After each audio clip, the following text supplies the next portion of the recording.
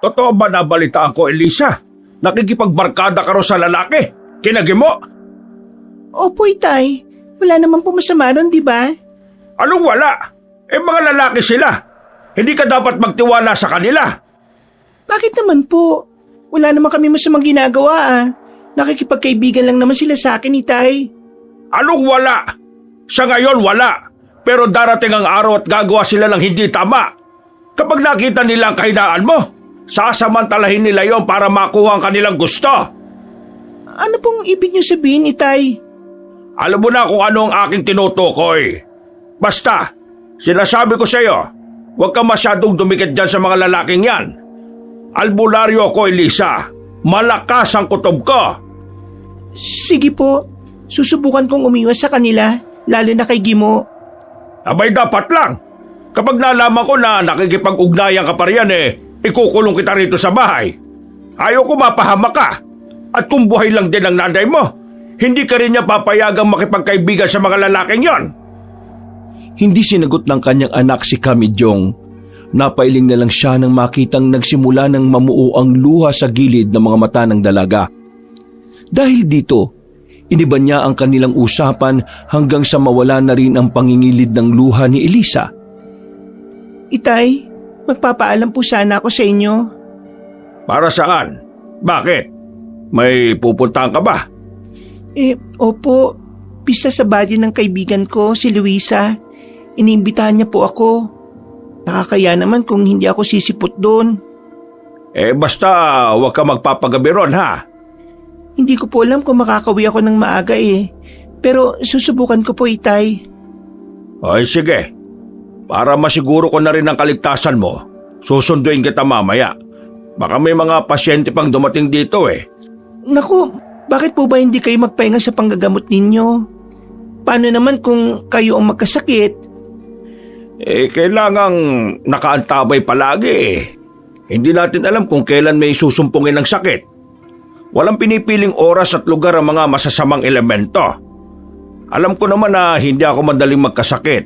May mga dasal kaming albularyo para hindi kapitan ng sakit Ganun po ba? Siya nga pala, Itay. Makikipista po ako Maliligo lang ako saka aalis na rin. Ay sige, mag-iingat ka ron. Huwag kang didikit sa mga lalaki ha. Huwag kang iinom. Ay teka, hindi ba taga roon din si Gimo? Opo, bakit po? Ay nako, sige na, pabayaan mo na. Gumaya ka na. Basta huwag mong kakalimutan ang mga paalala ko sa iyo ha. Opo, Itay. Salamat po. Napangiti na lang si Kamidyong sa kanyang anak. Naisip niya na masisira pa ang mood ni Elisa kung sasabihin pa niya ang patungkol kay Gimo. Minabuti na lang ng albularyo na ihanda ang kanyang mga kagamitan para kung may darating na pasyente ay maasikaso niya kaagad. Makaraan ng halos 30 minutos, nagpaalam na si Elisa. Mag-iingat ka ron, Elisa ha. Huwag kang gagala ng mag-isa. Opo, Itay. Ay sige na, umalis ka na. At baka tanghaliin ka. Sobrang init ang panahon ngayon Sige po, Itay. Aalis na po ako. Susunduin kita mamaya kapag madilim na at hindi ka pa nakakauwi. Sige po, Itay. Saktong pagkaalis ni Elisa, dumating ang mag-aaral ni Kamidyong na si Marco. May kasama itong mga pasyente. Kaya inasikaso silang lahat ng albularyo. Dahil naging sunod-sunod ang pasyente ni Kamidyong, inabot na siya ng dilim. Patapos na sana ang kanyang panggagamot nang sa hindi nila inaasahan may dumating na may kasamang pasyenteng babae na nangingisay at nagsasalita ng Latin. Kamidyong, mukhang sinasapian po ng mga demonyong babaeng yan. Sige na, ihanda natin ang ating kagamitan. Kailangan mapalis kagad natin ang sumapit sa kanya. Mas mainam kung mapapatay natin ang mga diablong nasa loob ng kanyang katawan para hindi na makapanakit pa ng ibang tao. Sige po, Kamidyong. Huwag mong titigan ng mata sa mata ang sinasapian ha. Baka kung hindi mo kayanin sa'yo lumipat yung mga sumapi sa kanya. Napatango naman kay Kamidyong ang kanyang estudyante. Ginamot nila at ginawa nila ang lahat para mapalis ang sumasampa sa loob ng katawan ng babae. Dahil pahirapan ang ginawa nilang kumbate espiritual at nang matigas pa ang mga demonyo, inabot na sila ng madaling araw. Napabuntong hininga na lang si Kami Jong noong nakauwi na ang babae saka ang kanyang mga kasama. Habang nasa ganoong sitwasyon, naalala ng albularyo si Elisa. Ang aking anak, susundin ko pa nga pa pala siya. Pero anong oras na ba? Naku, baka tulog na po yun, Kami Jong. Malapit na mag-alas-3 ng madaling araw eh. Kung hindi lang sana tayo nahirapan sa pagpapalayas ng nakasaping demonyo sa babaeng yun, baka maagang natapos ang gamutan natin. Kaya nga mas lalo nang lumalakas ang puwersa ng dilim ngayon. Kaya nga po, Kami Jong, pati mga aswang ngayon, parang nagiging malakas na rin ang loob. Paano mo naman nasabi? Sa kabilang bayan kasi, may napabalitang mag-asawa na pinasok ng mga aswang sa kanilang bahay. Pinatay at kinain pa yung sanggol na nasa sinapupunan ng babae. Ay walang ya. Buntis pala ang asawang babae. Sobra na yung mga aswang na yan Kaya nga po, subukan lang nilang pumarito sa baryo natin. Ako talaga makakaharap nila. Kahit na matanda na ako, hindi ko hayaan na maghasik ng lagim ang mga aswang na yan dito sa atin. Dahil pareho nang nakakaramdam ng antok, nagpasya na lang sina Kami Jong at Marco na matulog. Hindi na inalala ng albularyo ang kanyang anak na dalaga. Dahil alam niyang ligtas naman ito sa bahay ng kanyang kaibigan. Kinabukasan, nagising ang albularyo at ang kanyang alalay. Sakto ring nagpaalam si Marco sa kanya nang makita niyang paparating na si Elisa sa kanilang bahay. Namulagat pa ang mga mata ng albularyo nang makita niya kung sino ang kasama nito. Itay, akala ko po ba susunduin niyo ako? Maraming pasyenteng dumating Tapos kanina, inabot pa kami ng madaling araw dahil may dumating na pasyenteng may sapi. Nahirapan kami ni Marco. Buti na lang at napalayas din namin ang demonyong nakasampa sa katawan ng sinasapian. Diyos ko, mabuti naman kung ganun, Itay. Butit walang masamang nangyari. Kasangga ko ang Diyos kaya alam kong hindi niya ako pababayaan sa kahit na anong laban. Teka, bakit ka naman inihatid ng lalaking yon? Hindi ba't... Patawad po pero hindi ko na rin po kayang maglihim sa inyo. Alam ko pong magagalit kayo pero dinala ko po dito si Gimo para formal pong sabihin sa inyo ang totoo. Magtatatlong buwan na po kasi kami magnobyo Ano? Totoo ba ang sinasabi mo, Elisa? Gimo? Opo, matagal na po naming gustong sabihin sa inyo kaso natatakot si Elisa. Hindi sumagot si Kami Jong sa sinabi ng dalawa. Napatitig na lamang siya kay Gimo at napansin niyang hindi ito mapakali. Dahil doon, niyaya niya ang dalawa na pumasok sa kanilang bahay. Wag na po Kami Jong, sa susunod na lang po. May pupuntahan pa kasi ako Inihatid ko lang dito si Elisa para masigurong ligtas siyang makakauwi. Sige po, magpapaalam na po ako Kami Jong, Elisa. Ganun ba? Ikaw ang bahala. Salamat Maraming salamat, Gimo. Kita na lang tayo sa susunod. Nung tuluyan ng makaalis si Gimo, pumasok ang mag-ama sa loob ng kanilang bahay. Nang naroon na, naging tahimik ang albularyo. Napatingin na lamang ito sa bintana, kaya nilapitan siya ni Elisa sa kinausap. Napabuntong hininga naman si Kami Jong at napaharap sa kanyang anak. Ilang beses na makitang pinaalalahanan, Elisa. Ang akala ko'y susundin mo ako. Mas malala pa pala itong ginawa mo. Patawad po, Itay, pero mabait naman po si Gimo Alam naman po namin ang aming limitasyon. Kung nangangamba ka pong mabubuntis ako, hindi yan mangyayari. Hindi yan ang pinag-aalala ko. Ang Gimong yan ay may lahing aswang. Hindi mo lang alam kung ano ang kasaysayan ng kanilang pamilya. Si tatay naman kung ano-anong pinagsasabi para lang hiwalayan ko si Gimo. Anak, totoong sinasabi ko. Ilang beses ko nang nakasagupa ang kanyang mga magulang dati. Wala na raw sila. Patay na ang kanyang mga magulang. Kaya mag-isa na lang siyang naninirahan sa bahay nila. Hindi na rin daw kasi umuwi yung kumukup sa kanya Malamang. May masama nang nangyari sa mga yon dahil sa kanilang ginagawa. Kaya ikaw mas maigi kung maaga pa lang ay hiwalayan mo na yung gimong yon. Baka mamaya kung ano pa mangyari sa'yo. Napapailing na lang si Elisa dahil sa sinabi ni Kamedjong. Nanindigan ng dalaga na hindi niya hihiwalayan si Gimo sapagkat mabait naman ito at may respeto sa kanya.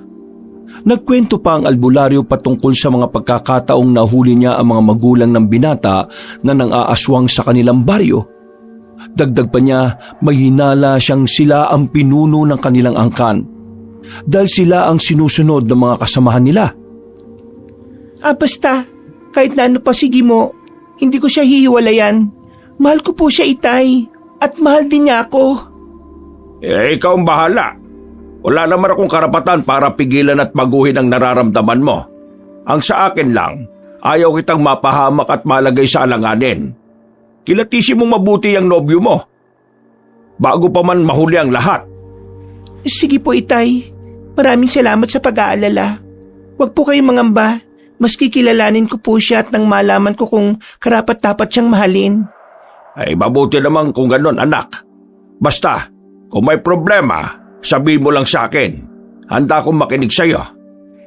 Sige po, yan ang gagawin ko. O paano po, matulog na po muna. O paano po, matutulog na muna ako ha? Hindi kasi ako ganong nakatulog kagabi. Ay, sige. Bababa na rin ako at gagawa ng mga nakabinbing kong gawain sa labas. Magmula ng araw na yon, naging abala na si Kamedjong. Maliban sa mga gawain niya sa bukid, marami rin pumupunta sa kanilang bahay at maging ang nagpapatawag sa kanya para magpagamot. Naging madalas din ang pag-alis ni Elisa, kaya hindi niya na ito nakakasama ng malimit. Dahil sa dami ng kanilang inaatupag, hindi na niya napagsabihan ng anak niyang dalaga. Hindi na rin niya nalaman kung sino ang mga naging kasama nito. Isang beses, bandang 2:00 ng madaling araw, saktong pagka-uwi ni Kamedjong mula sa bahay ng kanyang pasyente nang dumating din si Elisa. Amoy alak ito at pasuray-suray kung maglakad. Elisa, saan ka na naman galing? Bakit lasing ka, ha? Doon lang po sa kaibigan ko. Nakayayaan kasi kaming uminom dahil kaarawan niya eh. Teka, mag-isa ka lang bang umuwi rito? Hindi ka man lang ba hinatid ng nobyo mong may lahing... Huwag niyo na pong ituloy. Oo, hinatid niya ako. Hindi naman ako magpapakalasing kung alam kong walang mag-aatid sa akin eh. Sabihin mo nga sa akin, may ginawa ba siya sa'yo? Umamin ka, Elisa, ha? Wala, Itay. Mabait si Gimo. Kaya hindi niya gagawin ng kung anumang iniisip niyo. Siguraduhin mo lang, Elisa. Kung hindi, dalawa kayong malilintikan sa akin. Teka, bakit parang may iba yata sa paglalakad mo, ha? Si tatay talaga. Lasing po ako eh. Sige na po, pumasok na tayo. Gusto ko nang matulog. Nakatulog na nga ako kanina kaso ginising ako ni Gimo at ihahatid niya daw ako. Ay siya, sige na. Bukas na lang ulit tayo mag-usap. Pagod din kasi ako eh. Pumasok silang dalawa sa kanilang bahay. Agad ding nahiga si Kamedjong. Nang makapasok na ang kanyang anak sa kwarto nito, minatyagan niyo ng albularyo. Hindi maiwasan ni Kamedjong na makapag-isip ng hindi maganda. Dahil doon, hindi siya nakatulog ng maayos at sa bawat gabing dumaraan ay naging mababaw ang tulog ng albularyo. Labis ang naging pag-aalala niya sa kanyang anak na babae at sa kung ano ang posibleng mangyari rito. Makalipas ang halos 2 linggo, dahil meron siyang gamutan sa kabilang bayan, nagpasya si Kamedjong na magpaalam. Ayaw sana niyang tumuloy pero dahil may misyon siya, minabuti niyang huwag alalahanin ng kanyang anak na babae. O Elisa, aalis na ako ha. Maiwan ka rito sa bahay. Huwag kang aalis ha. Baka kung saan ka na naman magpunta at kung ano mangyari sa'yo. Bakit po? Saan po ba kayo pupunta? Ilang araw kayo ron? Sa kabilang bayan lang. May misyong gamutan ako ron. Isasama ko si Marco at nang magkaroon ako ng alalay. Dumito ka lang sa ating bahay ha. Mamaya Baka pasukin tayo na magnanakaw kung walang tao rito. Opo, Itay. Ako na pong bahala. At isa pa pala, huwag mong dadalhin dito yung nobyo mo, ha? Ano na lang ang sasabihin ng ibang kanayo natin kung malaman nilang dinadala mo rito si Gibo habang wala ako? Opo, wag po kayo mag-alala. Hindi ko siya dadalhin dito. Hindi ko po kayo ipapahiya. Mabuti naman kung ganon. O siya, Elisa, aalis na ako, ha? Mag-iingat ka rito. Mag-ingat din po kayo, Itay. Huwag kayo masyadong mapagod, ha? Huwag niyong abusuhin ang inyong katawan. Oo na, sige na, Elisa. Babalik na lang ako rito kapag natapos na yung gamutan ko doon. Noong makababa na si Kamidyong sa kanilang bahay, nakaramdam siya ng kaba. Napalingon na lang siya at napangiti nang makita niyang nakadungaw sa bintana si Elisa at pinapanood siya. Kumaway na lang siya sa kanyang anak at nagsimula ng maglakad palayo. Dinaanan niya si Marco sa kanilang bahay at sinabing pupunta sila sa kabilang bayan. Nang naroon na sila, sinimulan nila ang kanilang gamutan. Tumagal sila roon ng 4 na araw. Dahil dinagsa sila ng mga pasyenteng may mga espiritual na sakit. Noong huling gabi na nila sa nasabing bayan, Kamidyong, may paparating ditong pasyente, oh. Yung binata, tingnan nyo. Nanlilisik yung mga mata at walang humpay na naglalaway. Hindi ako maaaring magkamali, niyanggaw yan. Kung sinapian siya, nagwawala siya at hindi niya ganong kontrolado ang kanyang katawan. Halika, salubugin natin sila at paupuin natin ang pasyenteng yan sa upuan. Sige po, Kamidyong. Sandali lang po, ako na pong bahala. Sige, maghintay lang muna kayo, ha. Kailangan nating tawasin ang binatang ito. Kung tama ang aking hinala, hinawaan siya at sinadyang pasahan ng mutya ng aswang. Tingnan niyo yung lumalabas sa tawas, Kamidyong, oh. Tamang hinala natin. Sinadya siyang yang gawin. Sigurado ko na gusto ng aswang na yun na matulad sa kanya yung pasyente. Kinakailangan niyang mailabas ang mutyang nalunok niya. Hindi na natin hahayaang maging ibon pa yan.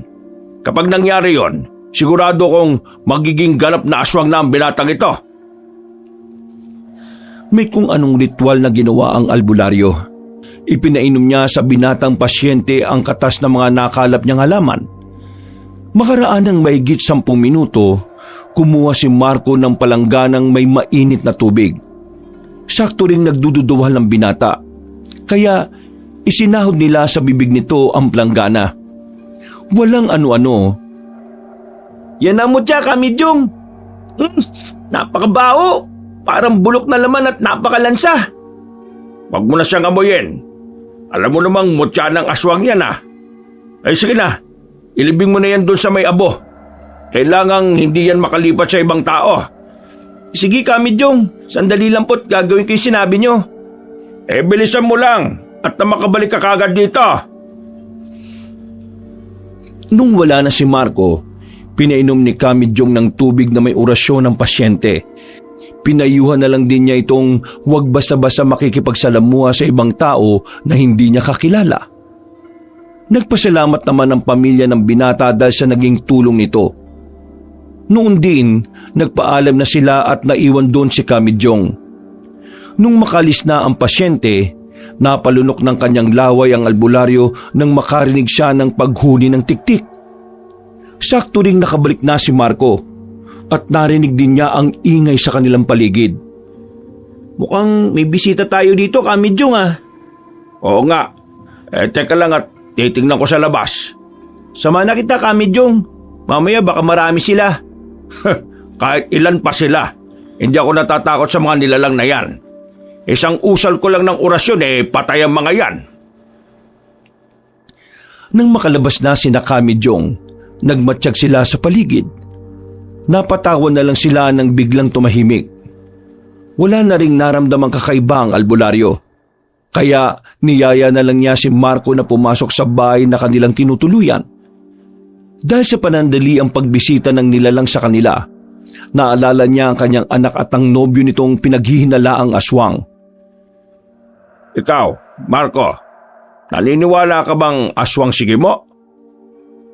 Sino pong Gimo yung tinutukoy niyo, Kamidyong?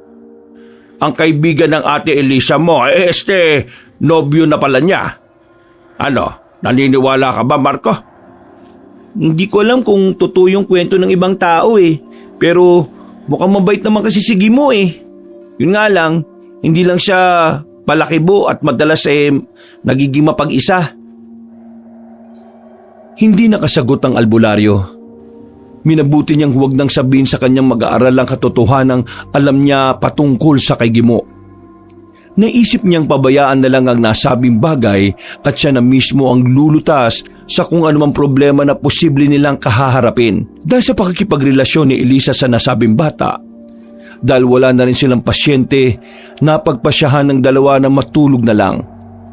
Maaga pa kasi silang uuwi sa kanilang bayan, kaya hindi sila po pwedeng magpuyat. Kinaumagahan, nagising si Kami Jong dahil sa lakas ng kabog ng kanyang puso. Agad niyang naalala ang kanyang anak, kaya naganda na siya para sa kanilang pag-alis. Nung magising si Marco, niyaya na agad siya ng albularyo para umuwi sa kanila. Pagkarating ni Kami Jong sa kanilang bahay, naabutan niyang naduduwal si Elisa.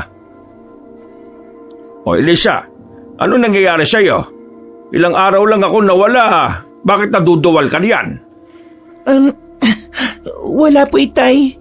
Sumasakit lang po yung tiyan ko dahil sa kinain ko kagabi. Sigurado ka ba? Halika nga rito at nang matingnan kita. Wag na po, Itay. Ayos lang ako. Kailangan ko lang siguro magbawas. Parang iba rin kasi yung kalagayan ng sikmura ko Sigurado ka ha? Halika, pupulsohan lang kita. Ayos lang po talaga ako, Itay. Sige po, magbabawas muna ako saka maliligo. Siya nga pala, pupunta ako sa kaibigan ko Tutulong ako sa kanya sa pananahi. Sayang naman ang kikitain ko ron kung sakali Ikaw bahala. Pero sigurado ko bang wala kang sakit o ano pa man?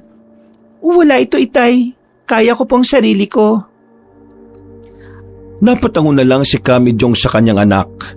Habang nasa ganong sitwasyon sila, pinagmasdan niya ng maigi ang dalaga. Napakamot noo ang albularyo nang mapansin niyang iba ang pintig ng pulso ni Elisa sa bandang liig. Kinutuban siya ng hindi maganda. Kaya napagpasya niyang kumprontahin ito. Elisa, magtapat ka nga sa akin. Buntis ka ba? Hindi po. Paano naman ako mabubuntis niyan? Di sige mo. Baka kung anong ginawa niya sa'yo. Wala po. Pinagkatiwalaan naman po ninyo siya, di ba? Wala siyang masamang intensyon sa akin. Siya, sige na. Umalis ka na't baka kung tanghaliin ka. Ako nang bahala rito sa bahay. Tiningnan na lang ng albularyo ang kanyang anak nung bumaba ito sa kanilang bahay. Napalunok ng laway niya si Kami Jong at naisip na hindi siya maaaring magkamali sa kanyang hinala. Gayunpaman, mas pinili niyang kay Elisa mismo manggaling ang kumpirmasyon patungkol sa kanyang kutob. Bandang 7:00 ng gabi nung dumating si Elisa sa kanilang bahay. Sinalubong agad ito ni Kami Jong at nagtaka siya dahil may naririnig siyang mahinang paghuni ng tiktik. Mukhang sinusundan ka ng aswang Ano ba nangyayari sa'yo? Yan nga rin po ang rason kung bakit nagmamadali ako Buti na lang talaga hindi niya ako inatake. Ilang beses ko naman kasing sinasabi sa'yo na huwag ka magpapagabi. Yan tuloy. Sinundan ka dito ng hayop na yan. Hindi ko na po ulitin, Tay. Pasensya na po. Tapay-tapo na kasi nung matapos ang pananahi namin ayos lang. Ang importante, ligtas kang nakauwi rito sa atin. Ako nang bahala sa nilalang na nasa labas. Umanda siya sa akin kapag hindi pa siya umalis dito. Noon din, kinuha ni Kami Jong ang kanyang itak. Bago bumaba sa kanilang bahay, umusal siya ng orasyon para sa tagabulag. Alam niyang sa paraang yon, madali niyang mahuhuli ang aswang kung sakali. Pagkababa niya, nagmatsyag siya sa paligid. Inikutan niya rin ng 7 beses ang kanilang bakuran. Pero hindi niya nakita ang aswang.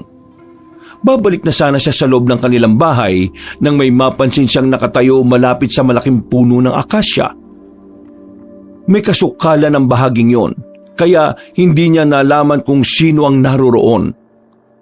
Upang matukoy kung aswang o hindi ang nakatayo, umusal siya ng tigalpo at itinira patungo sa kinaroroonan ng nilalang.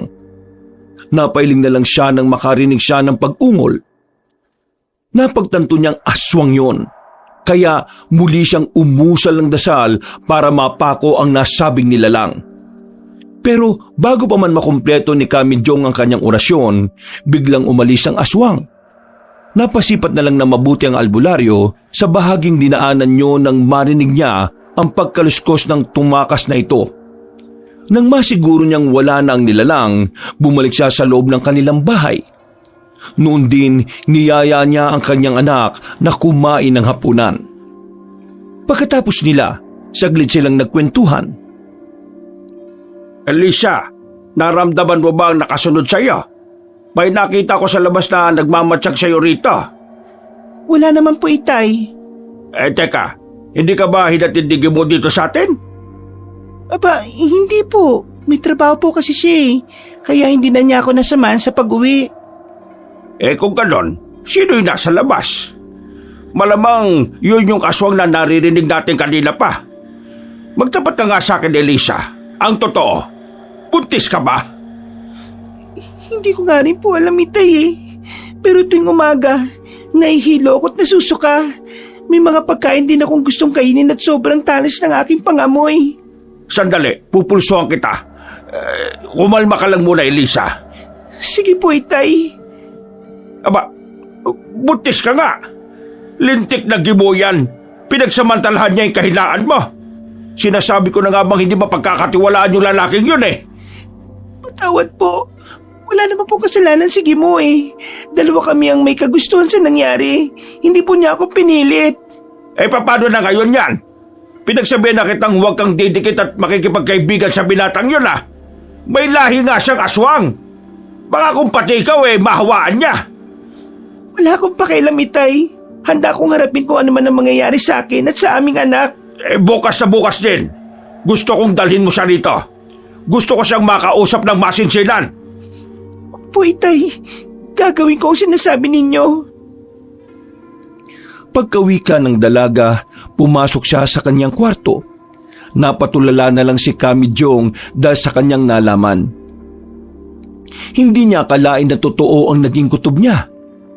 Ang hindi lang niya matanggap ay may dugong aswang ang kanyang magiging apo. Gayunpaman, naisip niya mas importanteng buo ang pamilyang madadatnan ng bata kapag nailuwal na siya ni Elisa. Habang nasa ganong kalagayan, hindi niya maiwasang sisihin ang kanyang sarili. Alam niya na kung hindi niya itinuunang halos lahat ng kanyang oras sa panggagamot, hindi mangyayari yon kay Elisa. Napabuntungin nga na lang siya dahil sa mga nangyari. Nasa kalagitnaan siya ng kanyang pag-iisip nang makarinig siya ng sunod-sunod na pagkaluskos sa paligid. Sinundan yun ng kalampagan sa kanilang bubungan. Itay, merong aswang sa bubong. Tulungan niyo ako. Nandito siya. Sandali. Nandyan na ako, Elisa. Nasaan? Saan bandang aswang? Diyan po. Sumilip dito sa aking hinihigaan. Nakita ko ang kanyang mapupulang mga mata. Tumulo din dito sa banig ko ang kanyang laway. Walang yang aswang na yan. Ang lakas ng loob niya para sumugod dito sa bahay natin. Natatakot ako, Itay. Baka kung anong gawin niya sa akin at sa magiging anak ko. Walang masamang mangyayari sa'yo. Akong bahala. Hindi ka kayang saktan ng mga aswang na yan. Dadaan muna sila sa ibabaw ng aking bangkay. Hoy, aswang! Kung sino ka man, umalis ka na rito bago pa man ako makapag-usal ng orasyon. Hindi mo alam kung sino kinakalaban mo. Alis! Sa halip na umalis, mas nanggigil pa ang aswang. Mas nilakasan niya ang pagkalampag ng bubong hanggang sa halos matuklap na yun. Nakaramdam ng galit si Kamijong. Kaya ipinagpatuloy niya ang pagmumura sa nasabing nilalang. Kung ano-anong pagbabanta na rin ang sinabi niya sa aswang hanggang sa tuluyan na itong lumipad palayo. Hanggang sa mga panahong yon, nanginginig pa si Elisa dahil sa takot. Kaya nilapitan siya ng albularyo. Huwag ka matakot. Hindi kita pababayaan. Sisiw lang sa akin ang aswang na yon. Pero baka po hindi na niya ako tigilan, Itay. Hindi na babalik yon. Takot lang niya makasagupa ako. Sige na, magpahinga ka na at matutulog na rin ako. Pero itay... Huwag kang matakot. Magmamatsyag ako sa paligid. Sige na, matulog ka na. Salamat po, itay. Basta ang sinabi ko, ha? Bukas din, iharap mo sa akin ang gimo na yan. Opo, sige po. Pumasok na rin si Kami Jong sa kanyang silid at minabuting magpahinga. Dahil sa banta ng aswang, naging mababaw lang ang kanyang pagtulog. Kinabukasan, maagang nagising si Kami Jong. Tinawag niya si Elisa, pero wala na ito sa kanyang silid. Minabuti na lang ng albularyo na maglagay ng mga pangontra sa mga bintana nila at pintuan. Pero nang maalala niyang may lahing aswang nga si Gimo, minabuti niyang alisin na lang ang mga yon at baka kung ano pang isipin ng ama ng kanyang magiging apo. Saktong pagkabaklas niya ng mga pangontra, nakita niyang paparating ang kanyang anak na dalaga, kasama ang nobyo nito. Nung makalapit na ang dalawa sa kanya, Elisa, Gimo. Oh, nandito na pala kayo. Halika kayong dalawa sa loob at kailangan nating mag-usap. Tayo na, Gimo. Pumasok na tayo at makapaganda na rin ako na makakain mo. Sige na, Gimo. Huwag ka na mahiya. Hindi ako galit. May mga bagay lang akong gustong klaruhin. Sige po. Maraming salamat po. Dito ka muna umupo sa tabi ko, Gimo. Halika. Itay, ano po bang inyong gustong sabihin sa amin? Gusto kong mapagdiskusyonan natin ang patungkol sa dinadala mo, Elisa. Gusto kong malaman kung ano ang plano ni Gimo. Ano pong ibig niyong sabihin, Kami Jong? Hindi pa ba nasasabi sa iyo ni Elisa? Sa totoo niyan, Itay, hindi ko pa po nabubuksan ng ganyang topic sa kanya. Kung galon, hayaan niyong ako na ang maglahat patungkol sa nangyayari sa iyo. Gimo, nagdadalang tao ang anak ko. At alam ko na walang ibang magiging ama ng kanyang dinadala kundi ikaw. Talaga po? Ibig niyong sabihin magiging tatay na ako? Totoo bang narinig ko, Elisa? Bakit hindi mo naman kagad sinabi sa akin yan? Totoong sinabi ni tatay, magkakaroon na tayo ng anak. Bala ko naman talagang sabihin sa'yo kaso nang malaman ni tatay na buntis ako, gusto niyang ipatawag ka. Kaya dito ko na lang din sinabi sa'yo. Ang gusto ko sana mangyari, magpakasal kayo bago pa man tuluyang lumaki ang tiyan ni Elisa. Ayokong malagay sa kahihiyan ng anak ko.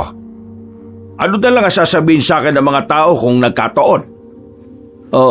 Opo, Kami Jong. Magpapakasal po kami sa lalo madaling panahon. Magiging tatay na ako. Magkakaroon na tayo ng anak. Pinagplanuhan nila ang magiging kasal ng magnobyo. Napagkasunduan nila na sa West na lang magpakasal, sa halip na sa simbahan. Dahil alam naman ng albularyo kung ano ang posibleng rason, pumayag na lang siya at hindi na nag-usisa pa. Magmula rin nung mga panahong yon, sa bahay muna nila Kami Jong nanirahan si Gimo. Kahit papaano ay nakampante ang albularyo at naabunutan siya ng tinik dahil hindi tinakasan ng binata ang kanyang responsibilidad kay Elisa. Isang gabi, nung hibig na sa pagtulog si Elisa, nagkwentuhan sina Kami Jong at Gimo. Gimo, pasensya ka na kung nung umpisa ay hindi naging maganda ang pakikisama ko sa iyo, ha? Ama ako at gusto ko lang naman protektahan ng nag-iisa kong anak. Wala po yun. Naintindihan ko kayo, Kami Jong. Pero wag po kayo mag-alala. Hindi ko pababayaan si Elisa at ang magiging anak namin. Salamat, Gimo. Ngayon, malaki na ang tiwala ko sa iyo. Sana naman wag mo akong bibiguin. Huwag po kayo mag-alala. Hindi ko kayo bibigoin. Pangako po. Teka. Nasaan na nga pala yung mga magulang mo? Balita ko mag-isa ka na lang na namumuhay. Opo Mag-isa lang ako. Wala na kasi sila. Bata pa lang ako nung pinatay sila. Hindi ko na nga matanda ng kanilang mga itsura Kawawa ka naman pala. Pinatay? Bakit pinatay? Anong kasalanan nila? Hindi ko nga rin po alam eh. Pero ayon sa isang matandang kumupkup sa akin, pinatay raw sila ng mga aswang. Pinatay ng aswang? Ano naman ang motibo ng aswang at pinatay nila ang iyong mga magulang? Ha? Ano? Ewan ko ho ba? Baka po naging hadlang ang aking mga magulang sa kung ano man ang plano ng mga aswang. Mga walang hiya sila. Hindi nila inisip na may isang batang mawawala ng ama't ina dahil sa kagagawan nila. Talagang napakawalang hiya ng mga aswang na yan. Minsan ko na rin silang nakaharap at napatunayan ko ang kanilang pagiging walang hiya. Hindi na nakasagot si Gimo. Dahil sa takbo ng kanilang kwentuhan, nagpasya na lang ang albularyo na huwag nang ituloy ang pag-uusisa niya patungkol sa pagiging lahing aswang ng binata. Naisip din ni Kamijong na baka walang alam si Gimo sa pagkakaroon niya ng lahing aswang. Nasa kalagitnaan sila ng kanilang pagkukwentuhan nang biglang matigilan ng binata. O Gimo, bakit? May problema ba? May aswang ho sa paligid. May kakaibang enerhiya akong nararamdaman. Teka, ano bang pakiramdam na sinasabi mo? Paano naging kakaiba? Hindi ko nga rin po may paliwanag eh. Basta, alam ko kapag merong aswang sa paligid, Kamijong. Magsasalita pa sana si Kamijong nang biglang may kumalubog sa dingding na malapit sa silid ni Elisa.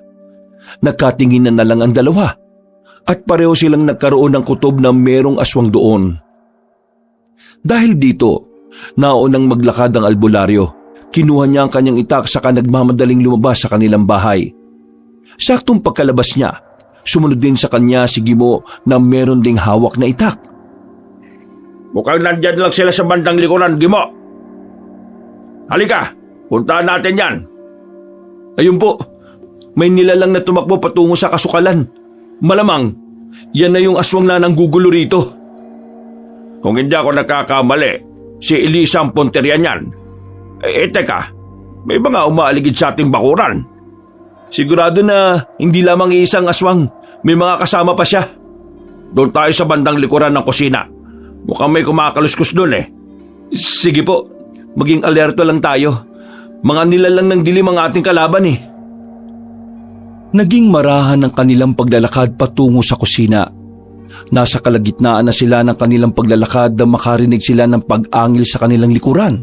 Agad silang napalingon at napalunok ng kanyang laway si Kamijong nang makita ang 7 aswang na nakatayo roon. Napalingon pa siya sa bahagi kung saan nakaharap si Gimo. At nakita niyang may nakapwestong 3 aswang. Ako na bahala sa 7 yan. Ikaw naman ang haharap sa 3. Ano, makakaya mo ba? Opo, ako pong bahala. Kaya ko silang talunin. Lahat gagawin ko para lang mapangalagaan ang aming magiging anak. Kung ganon, tayo na. Kung hindi ba natin mapapatay ang mga aswang na ito, kailangan maitaboy natin sila. Sige po, Kamijong. Nagiwalay sina Kamijong at Gimo para harapin ang mga aswang. Nang makita niyang nakangisi ang mga yun at nakahanda, umusal siya ng kanyang poder at pondo sa katawan. Ilang sandali pa, mabilis na lumapit ang albularyo sa 7 nilalang upang sumugod. Umangil sila at agad na umaligid sa kanila.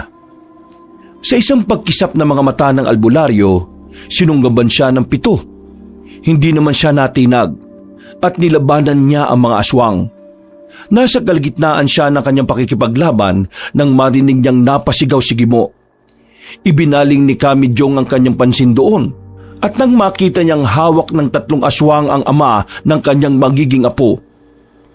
Sinikap ng albularyo na makalapit doon, pero bago pa man niya magawa ang kanyang binabalak, Kamijong, tulungan mo ako! Mga inayupang na aswang to! Tulong! Sandali, uubusin ko muna ito. Ang hirap nilang talunin eh. Hindi bale, mahihina lang naman ang mga ito eh. Wala pa ito sa kalingkingan ng mga nakalaban ko dati. Hindi nyo kaya makuha ang aking anak! Kahit na kailan pa kayo sumugod dito, gagawin namin ang lahat para maprotektahan si Elisa! Nandyan na ako, Gimo! Humugot ng kanyang lakas si Kamijong at itinulak ang mga aswang na nakahawak sa kanyang braso. Nang mapatras sa mga nilalang, inundayan sila ng taga ng albularyo. Naging rason yun para matumba ang ibang aswang na kaharap niya. Nang 2 aswang na lang ang kalaban ni Kamijong, napalingon siya sa kinaroroonan ni Gimo. Napamulagat na lang ang kanyang mga mata nang makita niyang mas naging malakas ang binata. Nagawa niyang ibalibag ang 2 nilalang at ang isa na may sinakal siya. At ang isa na may sinakal niya. Humanda kayo sa akin! Uubusin ko kayo lahat! At titiyakin ko mapapatay ko, pati ang inyong pinuno! Gimo, tapusin mo na yan! Kailangan walang matira sa mga aswang na ito! Kung may isa man sa kanila ang tatakas, panigurado na magsusumbong siya sa iba nila kasamahan! Sige po, Kamijong! Ako nang bahala sa mga ito! Kayong 2 aswang! Lumapit kayo rito sa akin at nang malaman nyo kung gaano katalim ang kita ko! Ibinaling ni Kamijong ang kanyang pansin sa 2 natitirang aswang. Napaangil naman ang mga nilalang at mabilis na sumugod sa kanya. Nang mga panahong yon, mas ginalingan pa ng albularyo ang pakikipaglaban sa mga aswang hanggang sa pareho ng nabuwal sa lupa ang mga yon. Nang makita ni Kamijong na buhay pa ang mga yon, nilapitan niya ang mga ito at isa-isang pinugutan ng ulo. Kalaunan, nang masiguro na niyang hindi na mabubuhay ang mga aswang, nilapitan niya si Gimo na nooy nakikipagpambuno sa 2 aswang na kinakalaban niya. Gimo, nasa na 3 aswang? 3 kalaban mo kanina! Nandyan lang po siya. Kanina pa nakahandusay ang nilalang na... Hindi! Baka nakatakas siya, Kamijong! Hanapin ko po siya! Wag na! Ako na lang ang tutugi sa aswang na yon. Siguraduhin mo lang na wala nang mabubuhay pa sa nakalaban mo. Babalik din kaagad ako at ililigpit natin ang mga bangkay na yan. Ikaw pong bahala, Kamijong. Ay sige, diyan ka muna, Gimo! Saktong pagkalis ng albularyo sa kanyang bakuran, may narinig siyang kaluskos papasok sa kasukalan. Kinutuban siya na yun na ang aswang na tumakas. Kaya nagpasya siyang sundan ito. Habang papalayo siya sa kanyang bahay, napaisip siya patungkol kay Gimo. Nakita niyang iba ang angking bilis ng binata kaysa sa normal na tao. Dahil dito, naginala siyang baka unti-unti nang nagigising ang dugong aswang sa kaugatan noon. Nang tuluyan siyang makapasok sa kasukalan, hinanap niya ang nilalang na nakatakas. Inalam niya kung saan to posibleng sumuot. Pero kahit nilibutan niya ang buong bahagi ng kasukalan, ay hindi pa rin niya mahanap. Akmang babalik na sana siya sa kanilang bahay nang makaamoy ng malansang samyo ang albularyo. Lumakas din ang pintig ng kanyang puso at naramdaman niya na may ibang presensya. Nang tingnan niya ang paligid, wala naman siyang nilalang na nakita roon. Sigurado ka ba na ang binatang ipinatuloy mo sa iyong bahay ay ang ama ng dinadala ng buntis mong anak? Sino ka? Ano kailangan mo? Anong ibig mong sabihin? Hindi na mahalaga kung sino ako. Gusto ko lang na iparating sa iyo na kilatisin mo muna ang binatang umako sa dinadala ng anak mo. Baka mamaya iba pala ang totoong ama ng sanggol. Kung sino ka man, magpakita ka. Hindi magandang biro ang mga sinasabi mo. Harapin mo ako at sisiguraduhin kong puputulan kita ng tila. At kung hindi ako haharap, makikita pa rin kita. Kaya kong ubusan lang dasal para mapatay ka lang. Hindi mo yata kilala ang iyong binabangga, aswang. Hindi mo rin ako kilala. Mahinang albularyo! Isang tawag ko lang sa mga kasama ko. Paliligiran kanila at paghahatian nila ang iyong mga laman. Pero hindi ko gagawin yon. Mas maganda kung tayong dalawa mismo ang maghaharap. Nang panahong yon, nakarinig ng mahinang lagatik ng sanga si Kamejong. Napatingala siya at napamura na lang nang makitang nakalambitin doon ng isang aswang na may nagbabagang mga mata. Bago pa man makailag ang albularyo, nahulog na sa kanya ang nasabing nilalang. Nagpambuno silang dalawa at dahil madulas ang katawan ng nilalang, nahirapan si Kamejong. Kung ikaw man ang may pakana kung bakit sinalakay ng mga aswang si Elisa, humanda ka! Hindi matatapos ang gabing ito at mapapatay kita! Mapapatay? Sigurado ka ba sa sinasabi mo? Baka magsisi ka kapag nalaman mong ipagpatuloy mo. Anong gusto mong sabihin? Wala. Ano ba ang sasabihin ko? Malalaman mo rin sa susunod na pagkakataon. Wala nang pagkakataon. Ngayon pa lang, papatayin kitang aswang ka. Yun eh kung makakaya mo. Mas lalo pang naging maigpit ang pagkakasakal ng aswang kay Kamijong. Sinikap naman ng albularyo na ipihit ang kanyang katawan para makaalis sa ilalim ng nilalang. Pero sobrang bigat nun at nawalan siya ng lakas dahil sa napakabahong amoy ng aswang. Habang nasa ganong sitwasyon, kinapan ni Kamijong ang kanyang itak. Bahagya siyang napangisi nang makapa niya ang kanyang itak. Kinuha niya yun at kahit pahirapan ng kanyang sitwasyon, tinaga niya ang pisngi ng aswang. Yan ang nararapat sa mga kagaya mo. Kulang pa yan. Ganon. Sige, dahil tinaga mo ko, gagantihan kita. Bubulagin ko ang kaliwang mata mo para magkaroon din ako ng alaala sa'yo. Bago mo magawa yan, ito pa ang para sa'yo. Aray! Walang iya ka, aswang ka! Papatayin kita! Tandaan mo ang gabing ito. Kung kailan ka binulag ng isang aswang, tandaan mo ang pangalang Sepio! Pagkawika ng aswang, nagmadali siyang umalis. Hindi naman agad nakagalaw sa kanyang pwesto si Kamijong at napasapon na lang siya sa kanyang kaliwang mata dahil sobrang hapdi nito. Napansin niya ring naging iba na ang kalidad ng kanyang paningin. Kaya nalaman niyang binulag nga siya ng nasabing aswang.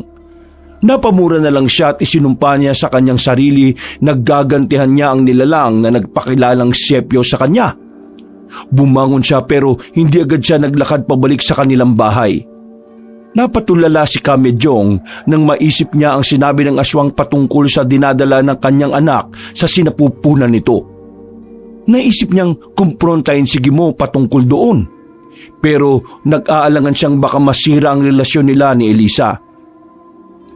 Nang medyo nawawala na sa isipan ni Kamijong ang tinura ni Sepio sa kanya, minabuti niyang bumalik na sa kanilang bahay. Nang makita ng albularyo si Gimo na nakaupo sa unang baitan ng hagdanan, lumapit siya sa binata.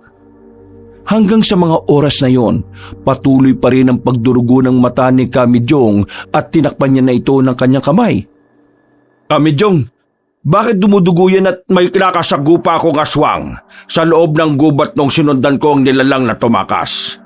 Hindi ko akalaing mas malakas siya kaysa sa mga kauri niyang umatake sa atin. Halip po kayo sa loob at subukan po natin gamutin yan. Wag na. Ako na lang ang bahala. Bulag na itong kaliwang mata ko. Walang hiyang aswang yon. Kung nakapaghanda ko baka napugutan ko siya ng ulo. Malas lang yan dahil binuhay pa niya ako. Matatandaan po ba ninyo yung aswang na umatake sa inyo kung sakaling makita ulit kayo? Hindi. Pero binanggit niya sa akin ang kanyang pangalan. At hinding-hindi ko yung makakalimutan. Ano po bang pangalan niya, Kamijong?